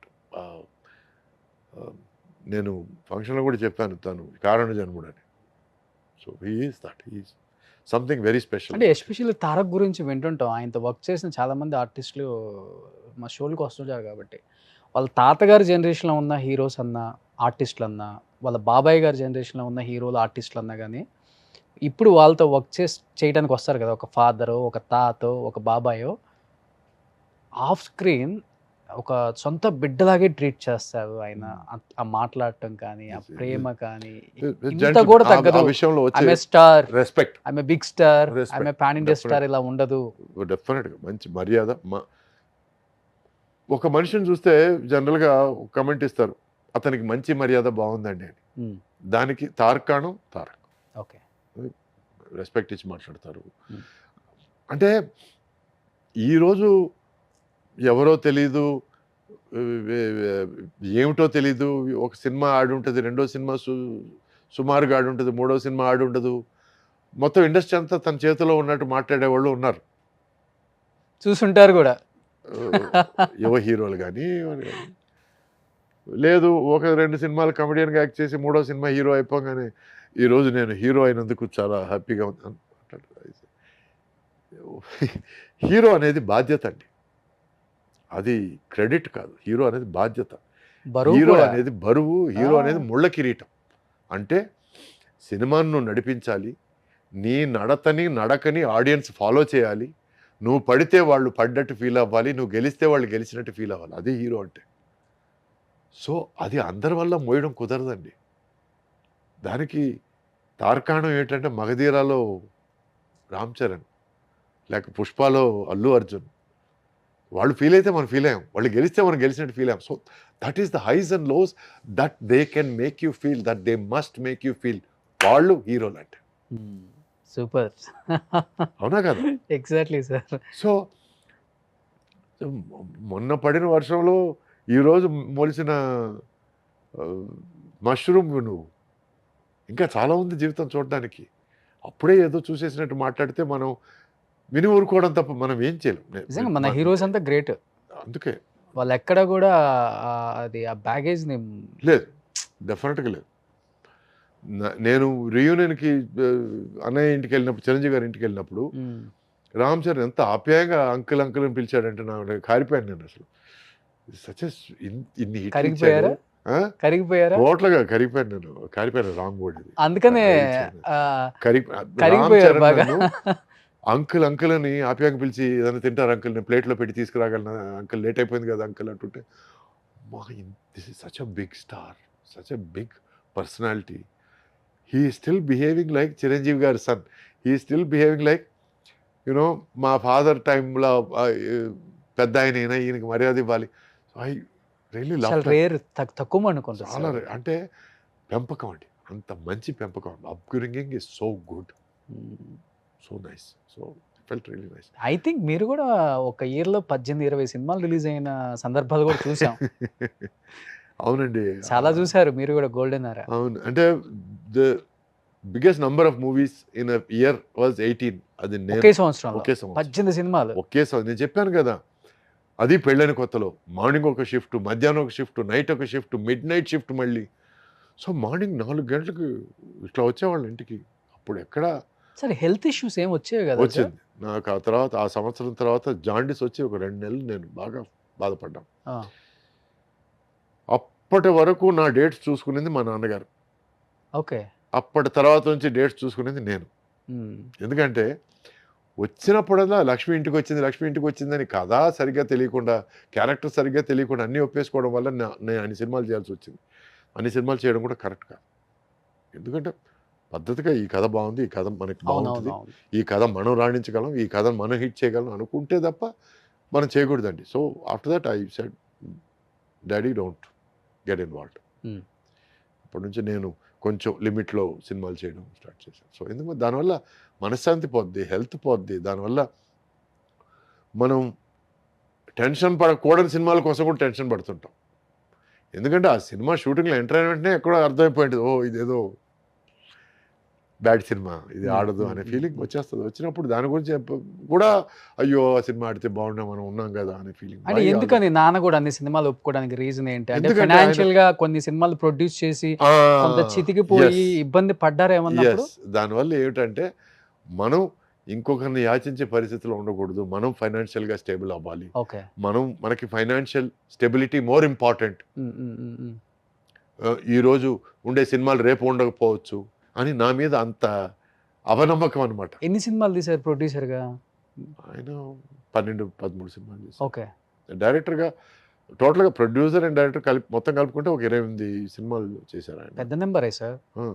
సంపాదించింది మొత్తం పెట్టాల్సి వచ్చింది మొత్తం. ఆయన లైఫే రొటేషన్ అండి. ఓకే. ఈ సినిమాలో ఏదో కొంత వచ్చింది అనుకుంటే దీంతో పాటు ఇంకొంచెం అప్పు తీసుకొని మొత్తం ఇంకో సినిమాలో పెట్టడం. అండ్ లాస్ట్ అడ్వైస్ ఏమిటంటే, రే దయచేసి నువ్వు ప్రొడ్యూసర్ మాత్రం కాకురా అని. Hmm. దురదృష్టవశాత్తు నేను ప్రొడ్యూసర్ అయ్యాను, నేను డబ్బులు పోగొట్టుకున్నాను, ఆర్థికంగా ఇబ్బందులు పడ్డారా? పడ్డాను. బట్ టీవీ అనే ఒక దేవత నన్ను కాపాడింది. టీవీ రంగంలో 8-9 సీరియల్స్ మా వైఫ్ పేరు మీద ప్రొడ్యూస్ చేసి తన చేతి మీద ప్రొడక్షన్ చేయించి కొంత నేను నిలదొక్కున్నాను నేను. So I have to thank that media. ఇప్పుడు ఏంటి సార్ ఆర్థిక పరిస్థితి? Are you happy? I'm peaceful. Okay. అంటే ఇప్పుడు యాక్టింగ్ చేస్తూ సర్వైవల్ అవ్వాలా, లేకపోతే ఓకే జరుగుతుంది ఇబ్బంది? ఓకే. ఇప్పుడు ఓకే. ఎందుకంటే నాకు ఇంపార్టెంట్ ఏమిటంటే 3 పూట్ల తిండి అండి, కట్టుకునే గుడ్డ అండి, పైన నీడండి. దీనిపైన ఏం వచ్చినా బోనస్ అనండి, అది నేను నమ్ముతానండి. అదే కర్మ సిద్ధాంతం నమ్ముతారు కదా. Yes, exactly. ఫస్ట్ చెన్నైలో స్పోర్ట్స్ కార్ కొనింది నేనండి. ఓకే. అప్పట్లో 16 లక్షలు అంటే, అప్పటికి 16 లక్షలకి సగం టీ నగర్ కొనొచ్చు. అట్టాడిది అంత డబ్బులు పెట్టి స్పోర్ట్స్ కార్ కొన్నానంటే, అంటే నేను అప్పటిదాకా జీవితంలో పెద్ద ఆడంబరాలు ఇవి చూడలేదు. సడన్గా డబ్బులు వచ్చేసరికి దాన్ని ఎంజాయ్ చేయాలి, మ్యాక్సిమం ఎంజాయ్ చేయాలనే ఫీలింగ్తో వీటన్నిటి మీద ఖర్చు పెట్టాను. ప్లస్ ప్రపంచంలో అన్ని దేశాలు తిరిగాను. నాకు వచ్చిన డబ్బులంతా మ్యాక్సిమం దానికే ఖర్చు పెట్టాను. ట్రావెలింగ్. ఓకే. అప్పుడు ఏదైనా ఒక సినిమా హిట్ అయితే నేను బ్యాక్ ప్యాక్ వేసుకొని యూరోప్ అంతా ట్రావెల్ చేసేవాడిని. ఓకే. దానికి 2 కారణాలు. ఒకటి, డబ్బులు వచ్చాయి కదా మనం ఇప్పుడు ఖర్చు పెట్టచ్చని. రెండోది ఏమిటంటే, ఒక సినిమా హిట్ అయితే సార్ మీరు ఇంద్రుడు సార్, మీరు చంద్రుడు సార్, మీరు సూపర్ సార్ అనడానికి రెడీగా ఉంటారు చెక్క భజనలు చేయడానికి.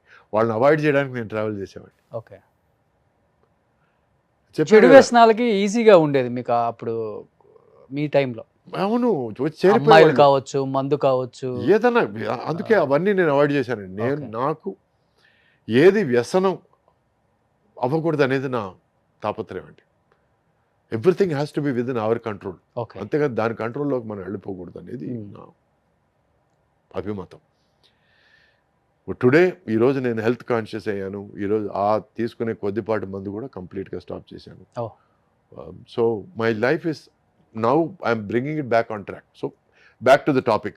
అప్పట్లో బాగా ఖర్చు పెట్టాను, అప్పట్లో ఏమిటనేది చూసేసాను. కాబట్టి ఇప్పుడు దాని మీద నాకేమీ లేదండి. ఈరోజు బండి అంటే మనం ఇక్కడ నుంచి అక్కడికి తీసుకెళ్లే పరికరం. అంతేగాని మనం వెళ్ళేటప్పుడు రెడ్గా కనపడాలి, బ్లాక్గా కనపడాలి, స్పోర్ట్స్ కార్లో కనపడాలి, లేకపోతే ఇంపాలా కార్లో ఇవన్నీ లేవు. ఇప్పుడు ఏం కార్ వాడుతున్నారు? ఇప్పుడు హ్యుండాయ్ క్రెటా అని ఒక బండి ఉంది. మరి మీ నాకు 80s రీయూనియన్కి వెళ్తే అందరూ మెర్సిడెస్ బెంజ్, ఆడి, పోర్చ్, నేను గర్వంగా నేను క్రెటాలో వెళ్తాను. మరి రోల్స్ వెళ్తాను. ఇట్లా ఎందుకంటే వస్తారు కదా. మీరు నమ్మరండి, నేను ఆడి కారు ఉండింది నాకు క్రెటాతో పాటు. ఎస్యూవి ఆడి కార్ వచ్చి నార్మల్ కార్. నాకు దాంట్లో ట్రావెల్ చేసిన తర్వాత కొంచెం నడువు నొప్పి స్టార్ట్ అయింది. నాకు క్రెటా ట్రావెల్ చేయడం కొంచెం బెటర్ అని అనిపించింది. Okay. So I use to keep pushing it away. ఎక్కడైనా మా వైఫ్ బయటకు వెళ్ళాలనుకుంటే యూ టేక్ ద ఆడినో. ఓకే. ఆ తర్వాత ఏమైందంటే తను she was not interested in working. నేను I will take a gap. నాకు ఏంటంటే టీవీ ఇండస్ట్రీ కూడా అదే కథలు మళ్ళీ రిపిటేషన్ అవుతున్నాయి. నాకు I want take a break అన్నప్పుడు తన పని బయట పని తక్కువైపోయినప్పుడు నాకు ఆ ఆడి ఎక్కడ తోసేయాలనేది అర్థం కాలేదు. నాకు ఆడి ఉంది కదా అని చెప్పి నడువు నొప్పి ఎక్కువ పెట్టుకోవడం, లేకపోతే క్రెటా ఉంది కదా అని దాని సుఖం అనిపించడం అని చెప్పి ఆడిని ఇచ్చేసాను నేను. ఈరోజు నేను, మా అమ్మ, మా వైఫ్ ఉన్నాం. నేను ఎక్కడికి వెళ్తే నేను వెళ్తాను, మా వైఫ్ ఎక్కడికి వెళ్ళాలని నన్ను లాగుతుంది. సో అటువంటిప్పుడు ఒక కారు చాలు కదా. ఒకవేళ when she has some urgent business are what ever, లేదు నేను ఏదైనా వేరే బిజినెస్ పెట్టినప్పుడు అప్పుడు ఇంకో కారు అవసరం, అప్పుడు ఆలోచిద్దాం. సో ఇలా ఆలోచిస్తున్నానండి నేను. అంతేగాని అవసరం కంటే అవసరం కోరిక కంటే ముఖ్యం అనేది నేను డిసైడ్ చేసుకున్నాను. కోరికలే గుర్రాలు అయితే అని సినిమాలు కూడా వచ్చాయి. సో అవి గుర్రాలని కానిచ్చదలుచుకోలేదు నేను. సో అవన్నీ చూసేసాను కాబట్టి I'm done, I'm happy now. ఈరోజు నేను క్రెటా కార్లో వచ్చిన దానివల్ల నన్ను ఎవరైనా చిన్నచూపు చూసేటట్టయితే అది వాళ్ళ చిన్నతనం, వాళ్ళ దౌర్భాగ్యం, వాళ్ళ దురదృష్టం. అంటే యూజువల్గా అంటుంటారు ఇండస్ట్రీలో వాడే కారు, ఉండే ఇల్లు, తినే ఫుడ్, వాడే అవునండి. ఫోను, వాడే పెట్టుకునే వాచ్, ఏసుకునే అవునండి. షూని గూడా చూస్తారు. అవునండి. దాన్ని బట్టే వాల్యూ ఇస్తారు. నేను దానికి కావాలని ఎదురెళ్తున్నానండి. హ్మ్. నేను హీరోగా ఉన్నప్పుడు ఎవరైనా సరే నన్ను హీరో గారు అని పిలిస్తే నేను ఆపేవాడిని. ఏమయ్యా రేపు నేను క్యారెక్టర్‌లో యేసుకుంటే క్యారెక్టర్ గారిని పిలుస్తారా అనేవాడిని. సార్ ఏం సార్ అట్ట అంటారు. అవును సురేష్ గారిని పిలవండి. మీకు మర్యాద ఇవ్వాలనుకుంటే సురేష్ గారిని పిలవండి. ఈ ట్యాబ్‌లు వద్దు. హీరోలు, గీలోలు హ్మ్. ఈ మెడల్స్ వద్దు అని చెప్పి ఓకే. ముందు నుంచి అనేవాడిని. హ్మ్. సో, ఈరోజు నేనేమంటున్నానంటే I want to go against the norm అండి. ఒక సినిమా ఆర్టిస్ట్ అంటే ఇలాగే ఉండాలనుకుంటే నేను ఉండను. నా టాలెంట్ కోసం నువ్వు నన్ను బుక్ చేస్తే బుక్ చేయి. నా డిసిప్లిన్ కోసం నన్ను బుక్ చేస్తే బుక్ చేయి. అంతేగాని నేను వచ్చే కారు కోసం, నేను వేసే బట్టల కోసం నువ్వు నన్ను బుక్ చేస్తే అయితే నువ్వు ఈ సినిమా అంటే దాంట్లో 2 రకాలు గూడా ఉన్నారులే. ప్రొడక్షన్ కార్ ఎప్పుడొస్తదని వెయిట్ చేసేవాళ్ళు ఉంటారు. నా కారులో నేను వస్తాను. ఆ! అది చిన్న కారో, పెద్ద కారో నీకు అనవసరం. హ్మ్. నీకు కావాల్సింది నేను స్క్రీన్ ముందు ఇస్తున్నానా లేదా? ఓకే. అంతేగాని ఏదైనా ఫంక్షన్‌కెళ్ళి ఒకవేళ నా కారుని చిన్న చూపు చూసి లేకపోతే నాకు అక్కడ డిలే అయిందంటే నా ఇంటికి తిరిగి వచ్చి పడుకుంటాను నేను. వాళ్ళు ఆర్గనైజర్ ఎవరన్నా ఫోన్ చేస్తే జరిగి కూడా ఉంది. అయిందా అది? అయింది. ఆర్గనైజర్ ఫోన్ చేస్తే లేదండి మా క్రెటా కార్‌ని చిన్న చూపు చూసారు. వెనకాల సర్వెంట్స్ క్వార్టర్స్ టైప్‌లో అటు సైడ్ తీసుకెళ్ళమన్నారు. సరే ఓ మైల్ దూరం నేను నడుచుకుంటూ ఫంక్షన్ వరకు రావడం ఎందుకని నేను ఇంటికెళ్ళి పడుకున్నానండి. రిలాక్స్ అయిపోయాను. అందుకే అడిగాను నేను. ఏం ప్రాబ్లమ్ లేదని అన్నాను నేను. హ్మ్. ఈ ఫంక్షన్ ఏమిటి, ఆర్గనైజర్ ఏమిటి పేర్లొద్దు. బట్ నాకిచ్చే మర్యాద కన్నా నా బండికిచ్చే మర్యాద ఎక్కువైందంటే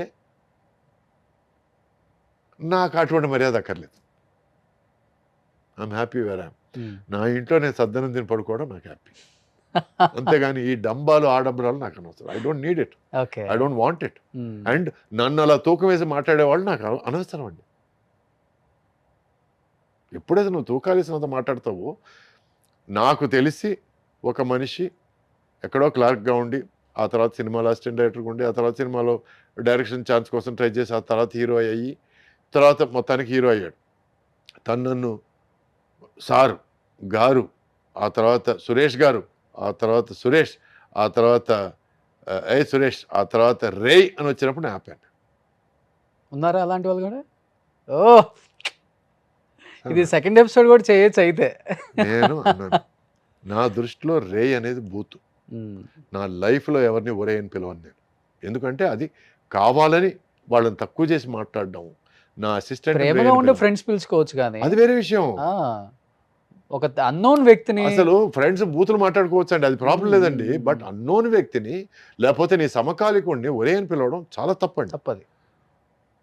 అండ్ ఐ కంప్లీట్‌లీ అబ్జెక్ట్. నాకు తమిళ్‌లో డే అంటే ఇష్టం లేదు. తెలుగులో రేయ్ అంటే ఇష్టం లేదు.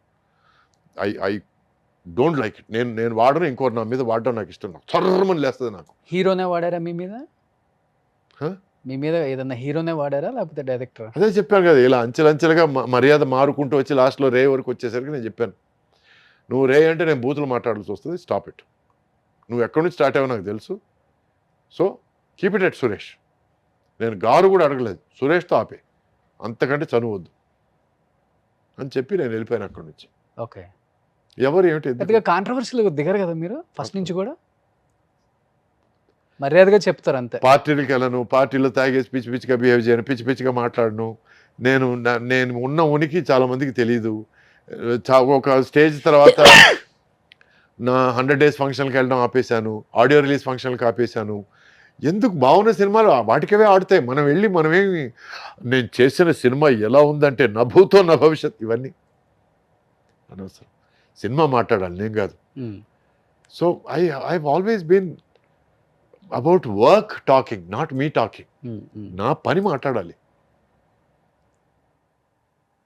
సో నేను బాగా చేశానా లేనా అనేది నా సక్సెస్‌లు, ఫెయిల్యూర్‌లు చెప్పాలి కానీ నేను చెప్పకూడదండి. హ్మ్. సార్ ఈ- మీ జర్నీలో ఒక వ్యక్తి గురించి అడగకుండా ఫినిష్ చేయలేము అసలకి. చెప్పండి. సౌందర్య గారు. So, yeah! ఎందుకంటే ఒక హీరోయిన్ అంటే ఇలానే ఉండాలా? అవును. కట్టుబొట్టు ఇలానే ఉండాలి కదా! అమేజింగ్ అనే దానికి నిర్వచనం అంటే ఆమె.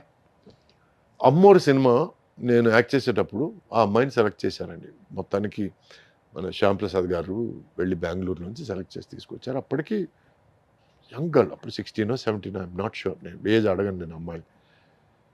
అప్పుడు డైలాగ్ చెప్తే నేర్చుకొని వచ్చి చెప్పి ప్రతి షాట్‌కి సార్ సురేష్ గారు కరెక్టేనా? కరెక్టేనా, మీరు సీనియర్ కదా, ఇట్లా మాట్లాడే అమ్మాయి ఆ సినిమా తనకి ఫస్ట్ మూవీ కదా. ఫస్ట్ మూవీ, అవును. ఆ సినిమా ఫినిష్ అయ్యి ఆ తర్వాత సినిమా సరిలేదు అనుకోని రెండో సినిమా తీసి రెండో సినిమా రిలీజ్ డేట్ వచ్చేసరికి ఆ అమ్మాయికి 8 సినిమాలు రిలీజ్ అయిపోయాయి. అప్పటికి స్టార్ అయిపోయింది, పెద్ద హీరోయిన్ పెద్ద అయిపోయింది. హీరోయిన్ అయిపోయింది. సో ఆ తర్వాత ఏమైంది, ఆ అమ్మాయితో హీరోయిన్గా యాక్ట్ చేశాను, ఆ తర్వాత దొంగాట్లో అమ్మాయికి విలన్గా యాక్ట్ చేశాను, తర్వాత చాలా ఆ తర్వాత వెంకటేష్ గారితో సినిమా చేశాను నేను, వెంకీతో, మీరు కోడి రామకృష్ణ గారి సినిమా, నేను మీరు Venky Soundarya garu Venky. Deviputrudu. Deviputrudu, yes. So beginning Ammoru సినిమాలో ఎట్లా ఉండిందో తన బిహేవియర్, దేవిపుత్రుడు లాస్ట్ సినిమా మేము చేయడం, దేవిపుత్రుడు వరకు బిహేవియర్ ఏమాత్రం మారలేదండి. దానికి మాత్రం నేను చేయెత్తి దండం పెడతాను. ఎందుకంటే కొంతమంది తమ పరిస్థితులను బట్టి, తను తీసుకునే పారితోషికాన్ని బట్టి, తమ ఉన్న లెవెల్ని బట్టి బిహేవియర్లో మారుతుంటాయి, కానీ ఆ అమ్మాయిలు ఎక్కడా బిహేవియర్ మారలేదు. ఫర్ దాట్ ఒక హీరోయిన్కి అది కొంచెం కష్టం అండి, చాలా కష్టం సార్. ఆ మార్పు రాకుండా ఉండడం చాలా కష్టం. ఎప్పటికీ ఒక ఆప్తుడిని, ఒక బంధువుని పలకరించినట్టే పలకరించేది. సురేష్ గారు బాగున్నారండి, ఇంట్లో అందరూ బాగున్నారండి, ఇట్లాగే మాట్లాడేది. So I really love that attitude. So అందుకే I always had huge respect. ఆమెలో మీకు నచ్చిన ఒక మంచి క్వాలిటీ అంటే ఆఫ్ స్క్రీన్? నవ్వు. She had an amazing smile అండి, చూస్తూ Okay. ఉండిపోదాం అనే ఒక నవ్వు. అంటే ఎట్లా అంటే ఒక పక్కింటి పిల్ల, లేకపోతే ఓ పల్లెటూరులో ఒక అందమైన అమ్మాయిని చూస్తే అరే ఈ కట్టుబొట్టు బాగుంది, ముచ్చటేసే ఒక నవ్వు అండి. వేరే ఏ ఐడియా రాని ఒక నవ్వు, అంటే ముచ్చటేస్తుంది చూడండి కొంతమంది, అవునవును. ఆ ముచ్చటే ఫీల్ అయ్యాను. She had amazing smile and she had dancing ice. Dancing ice అంటే కళ్ళు ఆల్వేస్ యాక్టివ్, అలైవ్. సో అప్పుడప్పుడు మాట్లాడేవాడిని, హలో హలో నేను ఇక్కడే ఉన్నాను, నన్ను చూసి మాట్లాడు, ఎందుకంటే మాట్లాడుతూ అట్లానే తను ఇక్కడ ఉన్నా నన్ను చూసి మాట్లాడనేవాడిని. So she had that enthusiasm for life, she loved life. తన యాక్టింగ్ లో కూడా అంతే, అవును, ఏదో అసలుకి ఇంట్లో జరిగిన సిచ్యువేషన్స్ లాగే లైవ్లీగా ఉంటాయి. సో అంత లవ్ ఫర్ లైఫ్ ఉన్న ఒక మనిషి లైఫ్ పోయిందంటే ఐ ఫెల్ట్ రియలీ బ్యాడ్. నా జీవితంలో 2 సార్లు ఏడ్చానండి నేను. ఎందుకంటే ఎక్కడో వచ్చిన ఫిలాసఫీ, నాలో వచ్చిన ఫిలాసఫీ ఏంటంటే మనం వచ్చాం కాబట్టి పోక తప్పదు. సో ఇక్కడ మన స్కిన్, బోన్స్, ఫ్లెష్ చచ్చిపోయినా కూడా ఆత్మ చావదు, ఆత్మ ఇంకో చోటకి వెళ్ళి ఇంకొక ప్లేస్లో పుట్టి ఇంకొక జీవితం స్టార్ట్ అవుతుంది అనే ఫిలాసఫీకి వచ్చేసాను నేను. సో నా తాతగారు పోయినా, మా పెద్దమ్మ పోయినా, ఐ మీన్ అత్తగారు పోయినా, అత్తయ్య మా ఫాదర్ సిస్టర్ పోయినా, మా ఫాదర్ పోయినా నేను అంతగా కన్నీళ్ళు వదలలేదు. Because better life, they are going to another, అవును, ఇంకొక అధ్యాయం, ఇంకొక చాప్టర్ వాళ్ళ లైఫ్లో స్టార్ట్ చేయబోతున్నారు అనే ఫీలింగ్. శ్రీహరి, సౌందర్య ఇద్దరు నేను కంట్రోల్ చేయలేకపోయినా. I had tears in my eyes and it was genuine respect and genuine regret that God took them away too soon. చిన్న ఏజ్ లో అదే చెప్తాను, టూ సూన్. ఇంత తొందరగా తీసుకెళ్ళడం అన్యాయం, మరీ అన్యాయం. నేను మాట్లాడాను సార్ 1 వీక్ బ్యాక్ వాళ్ళ హస్బెండ్ తో, అలాగా, రఘు గారితో. అయ్యో, చాలా హ్యాపీ ఫీల్ అయ్యారు ఆయన. ఎంత హ్యాపీ ఫీల్ అయ్యారంటే ఇప్పుడు పెళ్ళి అయిపోయిందంట, 2 పాపలు. నేను అన్నాను సౌందర్య గారు మళ్ళీ పుట్టారండి అన్నాను. పుట్టారంటే అవునండి పుట్టారు, సేమ్ డిట్టో అన్నారు. అయ్యో. కానీ అమ్మోరు టైంలో ఈ గ్రాఫిక్స్ ఇవంతా గ్రేట్ కదా సార్. ఆ టైంలో అది ఎంఎస్ రెడ్డి గారు, శ్యామ్ ప్రసాద్ రెడ్డి గారికి చెప్పాలండి, credit entire credit goes to him అండి. ఒక సినిమా తీయడం, ఆ సినిమా బాగాలేదనుకొని మళ్ళీ తీయడం, సో ఆ పంతం కానీ ఆ పట్టుదల కానీ శ్యామ్ ప్రసాద్ రెడ్డి గారికి hats off to him.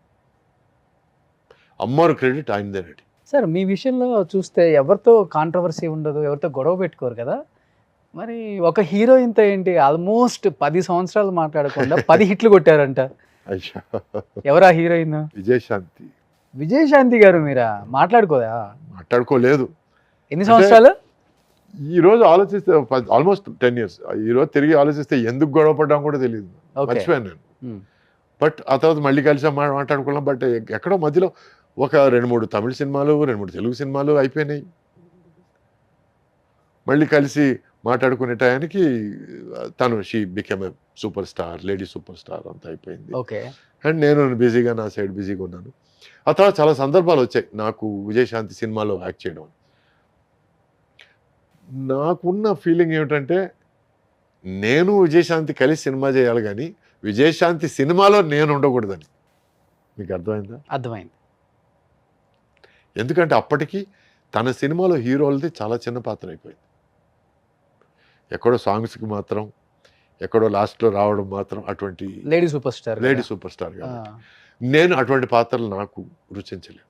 I don't want to get into that thing. So I said నన్ను వదిలేయండి. కాబట్టి మళ్ళీ వర్క్ చేసే సందర్భం ఏమో, మళ్ళీ ఈరోజు ఫాదర్స్ గాను మదర్స్ గాను మళ్ళీ కలిసి పనిచేస్తాము. Never say never. మళ్ళీ 10 సంవత్సరాల తర్వాత ఎక్కడ హాయ్ చెప్పుకున్నారు మరి? ఊటీలో. ఓకే. ఊటీలో బాలకృష్ణ గారి సినిమా చేస్తుంటాను. సో మా మేకప్ మ్యాన్ కలిసి మాట్లాడుకుంటుంటే నేను తన మేకప్ మ్యాన్ కలవడానికి వచ్చాను. అప్పుడు ఆ టైంలో తను గట్టిగా పిలిచింది.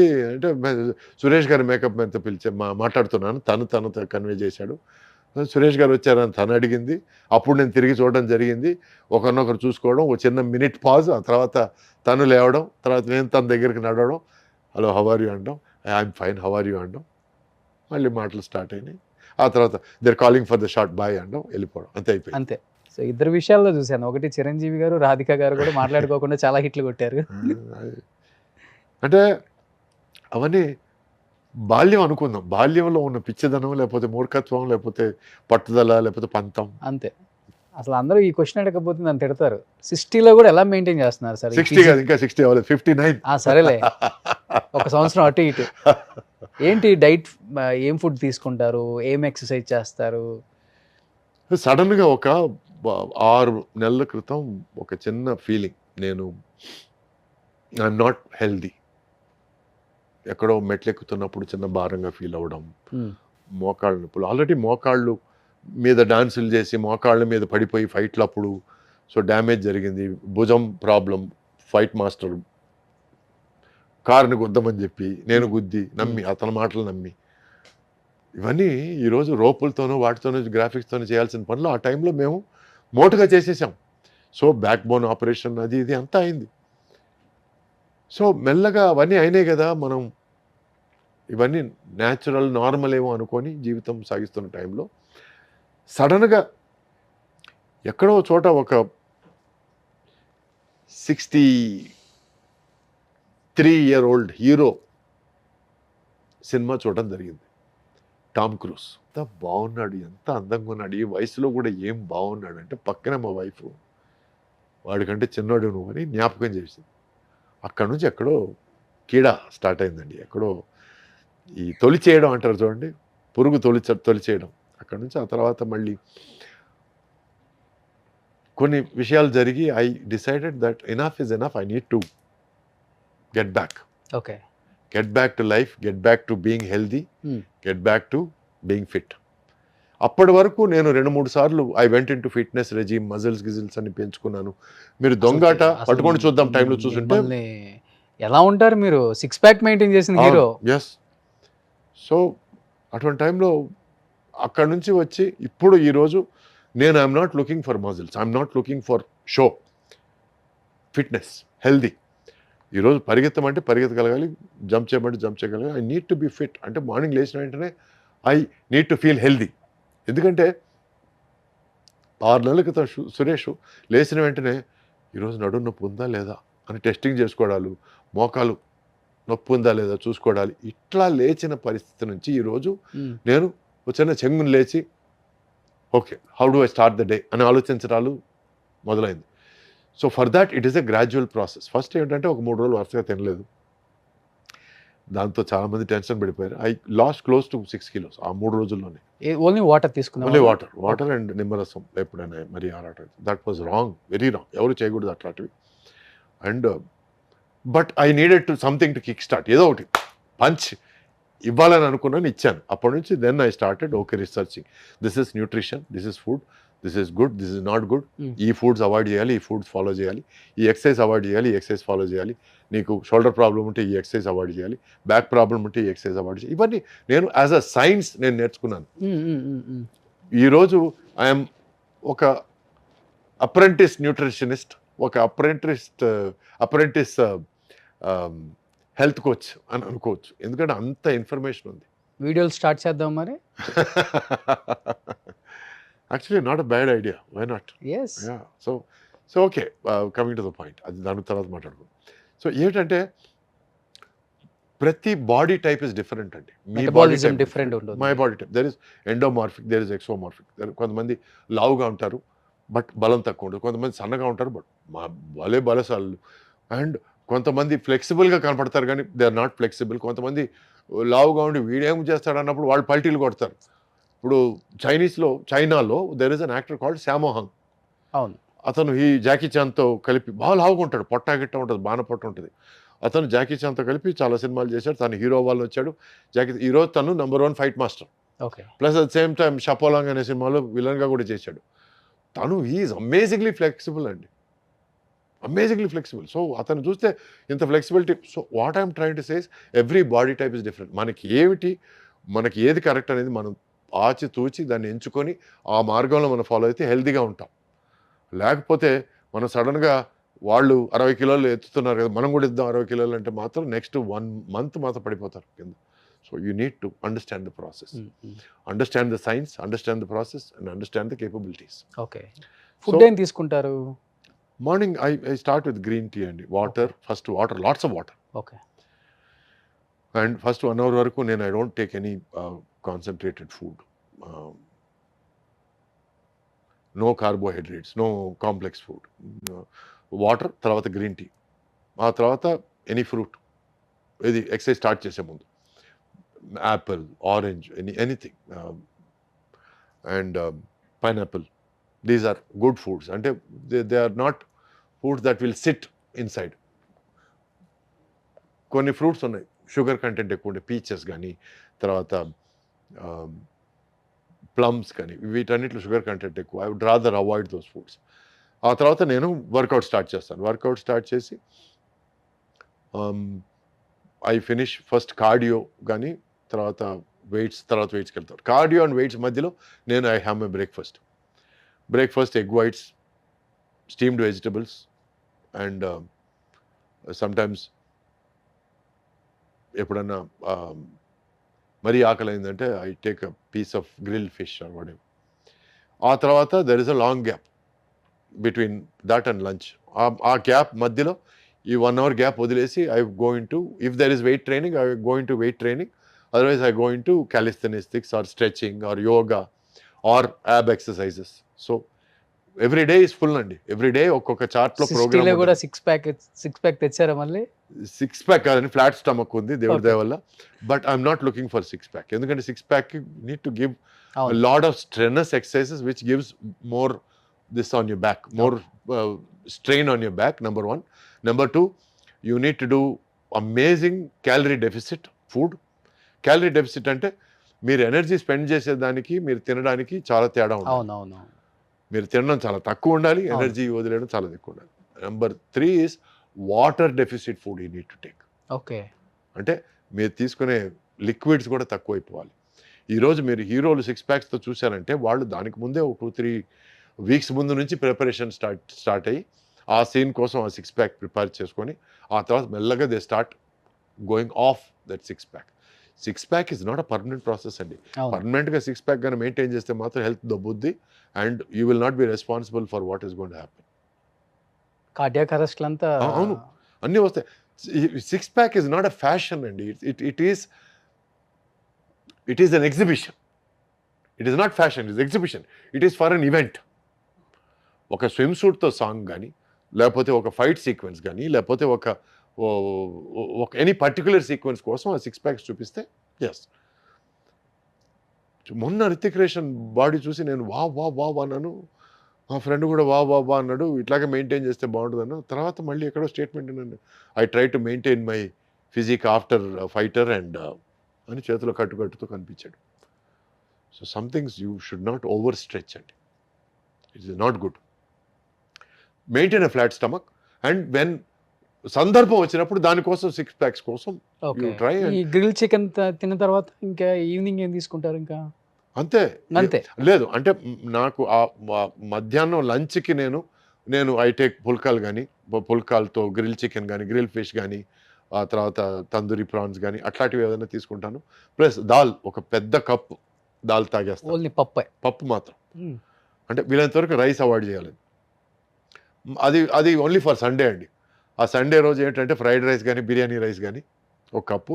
దాంతోపాటు ఫ్రై పీస్ బిర్యానీ అంటే ఈ మధ్య బాగా ఇష్టం. మొగలాయ్ బిర్యానీ అంటే ఇష్టం. దమ్ బిర్యానీ అంటే ఇష్టం. సో అవన్నీ సండే కోసం అట్టి పెట్టాను. మిగతా టైంలో మాత్రం ఐ ట్రై కన్సిస్టెంట్ ఏమిటంటే morning time I eat either breakfast cereals కానీ, ఓట్స్ కానీ, లేకపోతే స్టీమ్డ్ వెజిటబుల్స్ కానీ. And consistent is grill, boiled or steamed, non vegetarian, any types of. వీలైనంత వరకు ఐఎమ్ అవాయిడింగ్ మటన్ అండి. ఓకే. ఎందుకంటే that has a lot chicken fish మంచిది. Chicken fish I'm maintaining. ఎప్పుడైనా ఒకసారి ప్రాన్స్. ఇంకా డిన్నర్ ఏముండదు. డిన్నర్ లేదండి.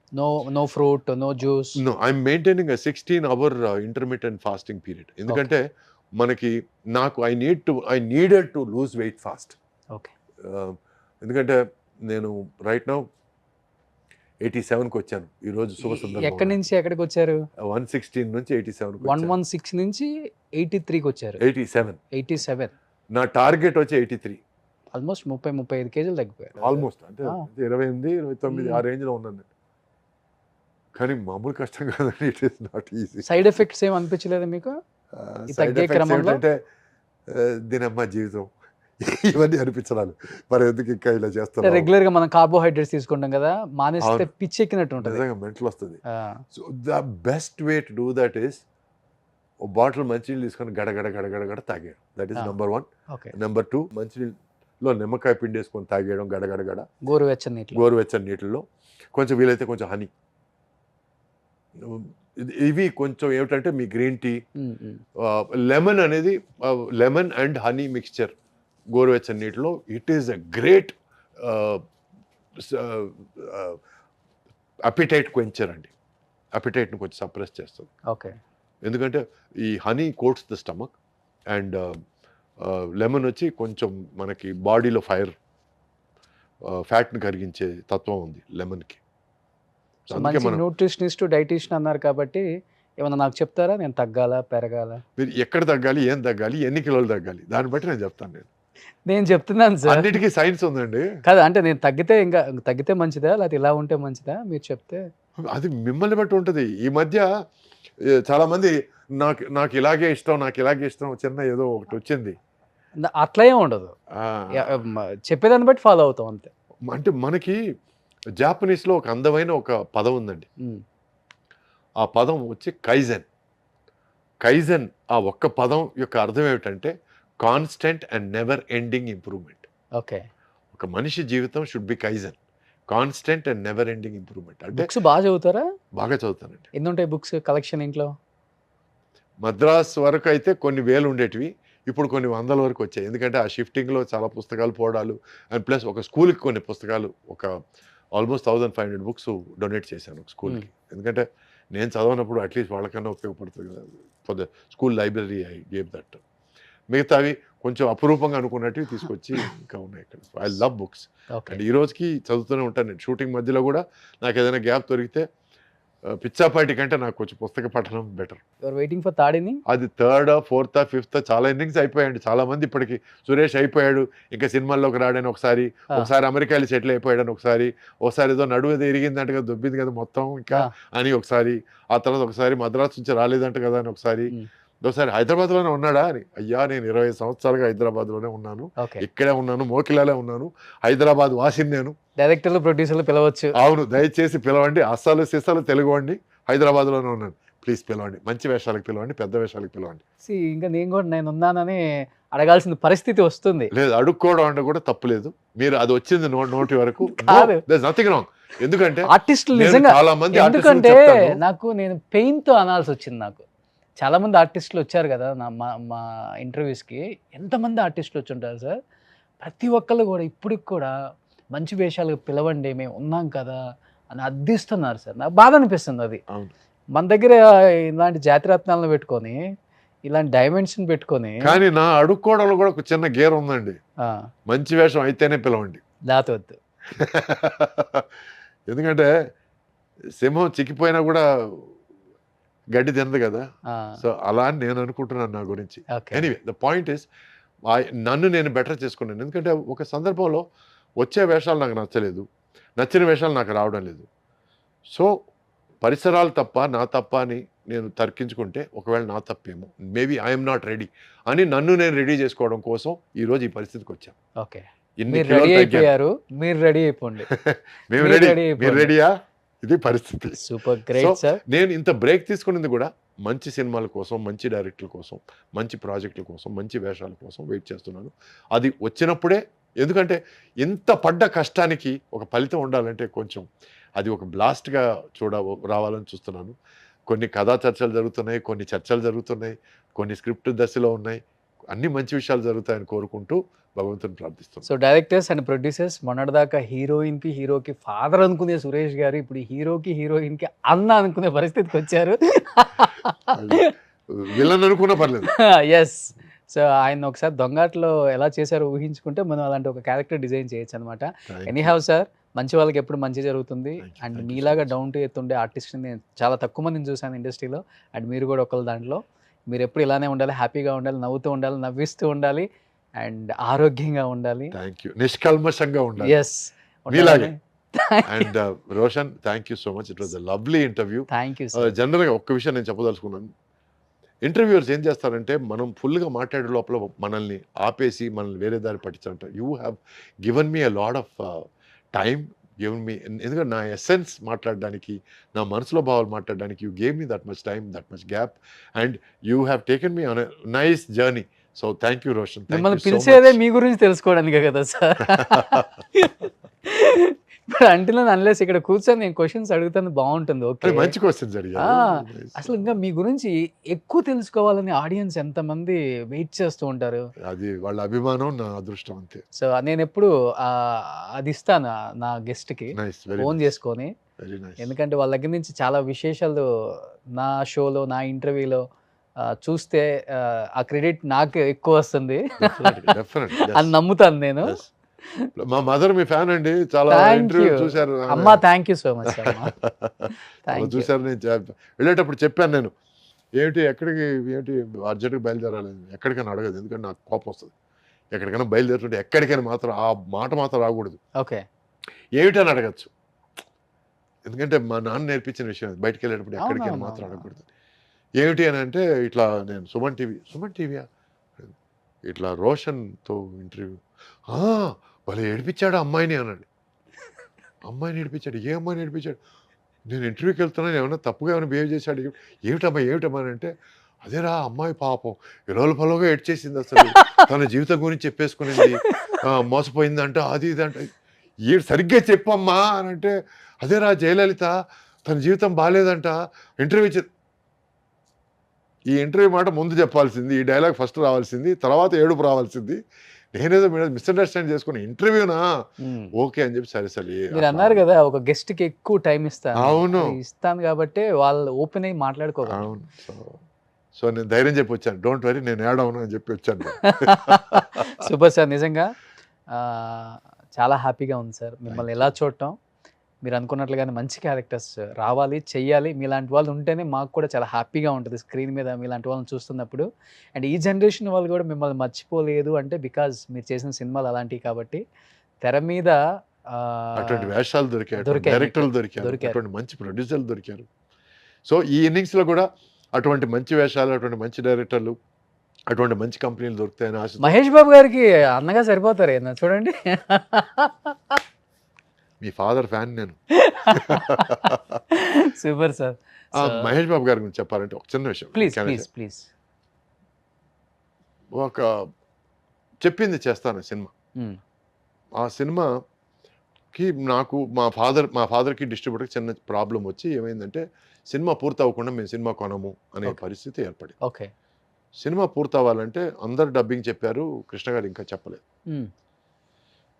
పద్ధతి ఏమిటంటే లాస్ట్ పేమెంట్ ఇచ్చేసి తర్వాత డబ్బింగ్కి పిలవడం అనేది పద్ధతి జనరల్గా.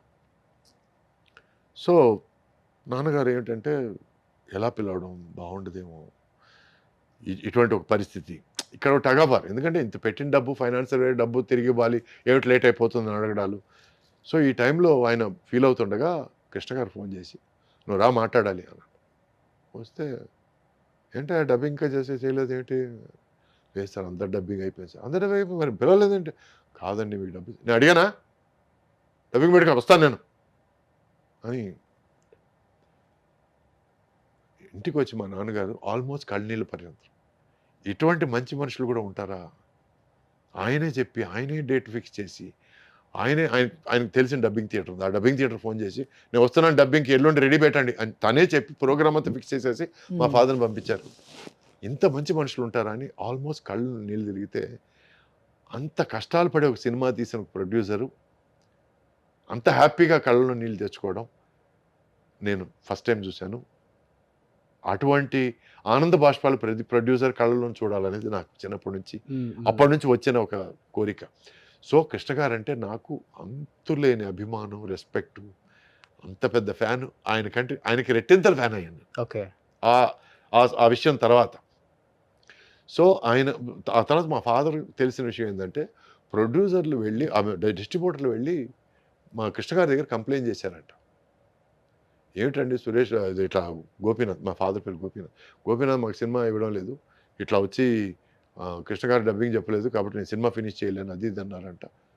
ఏమిటి సార్ ఇది, అతను అంటే మా ఫాదర్కి కృష్ణ గారికి ఏదో ప్రాబ్లం పెట్టడానికి వాళ్ళు ట్రై చేస్తే ఆయన డైరెక్ట్గా పిలిచి మొత్తం క్లారిఫై చేసి ఒక 2 నిమిషాల్లో మొత్తం సెటిల్ చేశారు. అంత ఉదాత్తమైన ఆయన మా ఫాదర్కి మాత్రమే కాదండి, నేను ప్రామిస్గా చెప్తున్నాను, చాలామంది ప్రొడ్యూసర్లకు చేశాడు ఆయన. Is so great an individual Krishna గారు. ఆయన ఏ లోకంలో ఉన్నారు, మంచి లోకంలోనే ఉంటాడు ఆయన, మంచి పొజిషన్లోనే స్టార్ట్ అయి ఉంటాడు ఆయన టేక్ ఆఫ్ పాయింట్ మాత్రం బ్రహ్మాండంగా ఉంటుంది. సో ఆ విషయం అన్ అమేజింగ్ లైఫ్. అందువల్లే మహేష్ బాబు సినిమా చూస్తున్నప్పుడల్లా నా మనసులో ఇంటర్నల్గా దీవెనలు ఎప్పుడూ మహేష్కి ఉంటాయి. Okay, I always want him to give hit after hit after hit after hit, ఎందుకంటే ఫాదర్ మీద ఉన్న ప్రేమ అలా తనలో కనిపిస్తారు మాకు మహేష్ బాబు గారు పక్కన. అవును, మీరు కూడా అయ్యో పెద్ద ఆయన ఆశీస్సులతో. Thank you so much Suresh గారు. Thank you, love you. I love you too. Thanks. All the best. Thank you so much.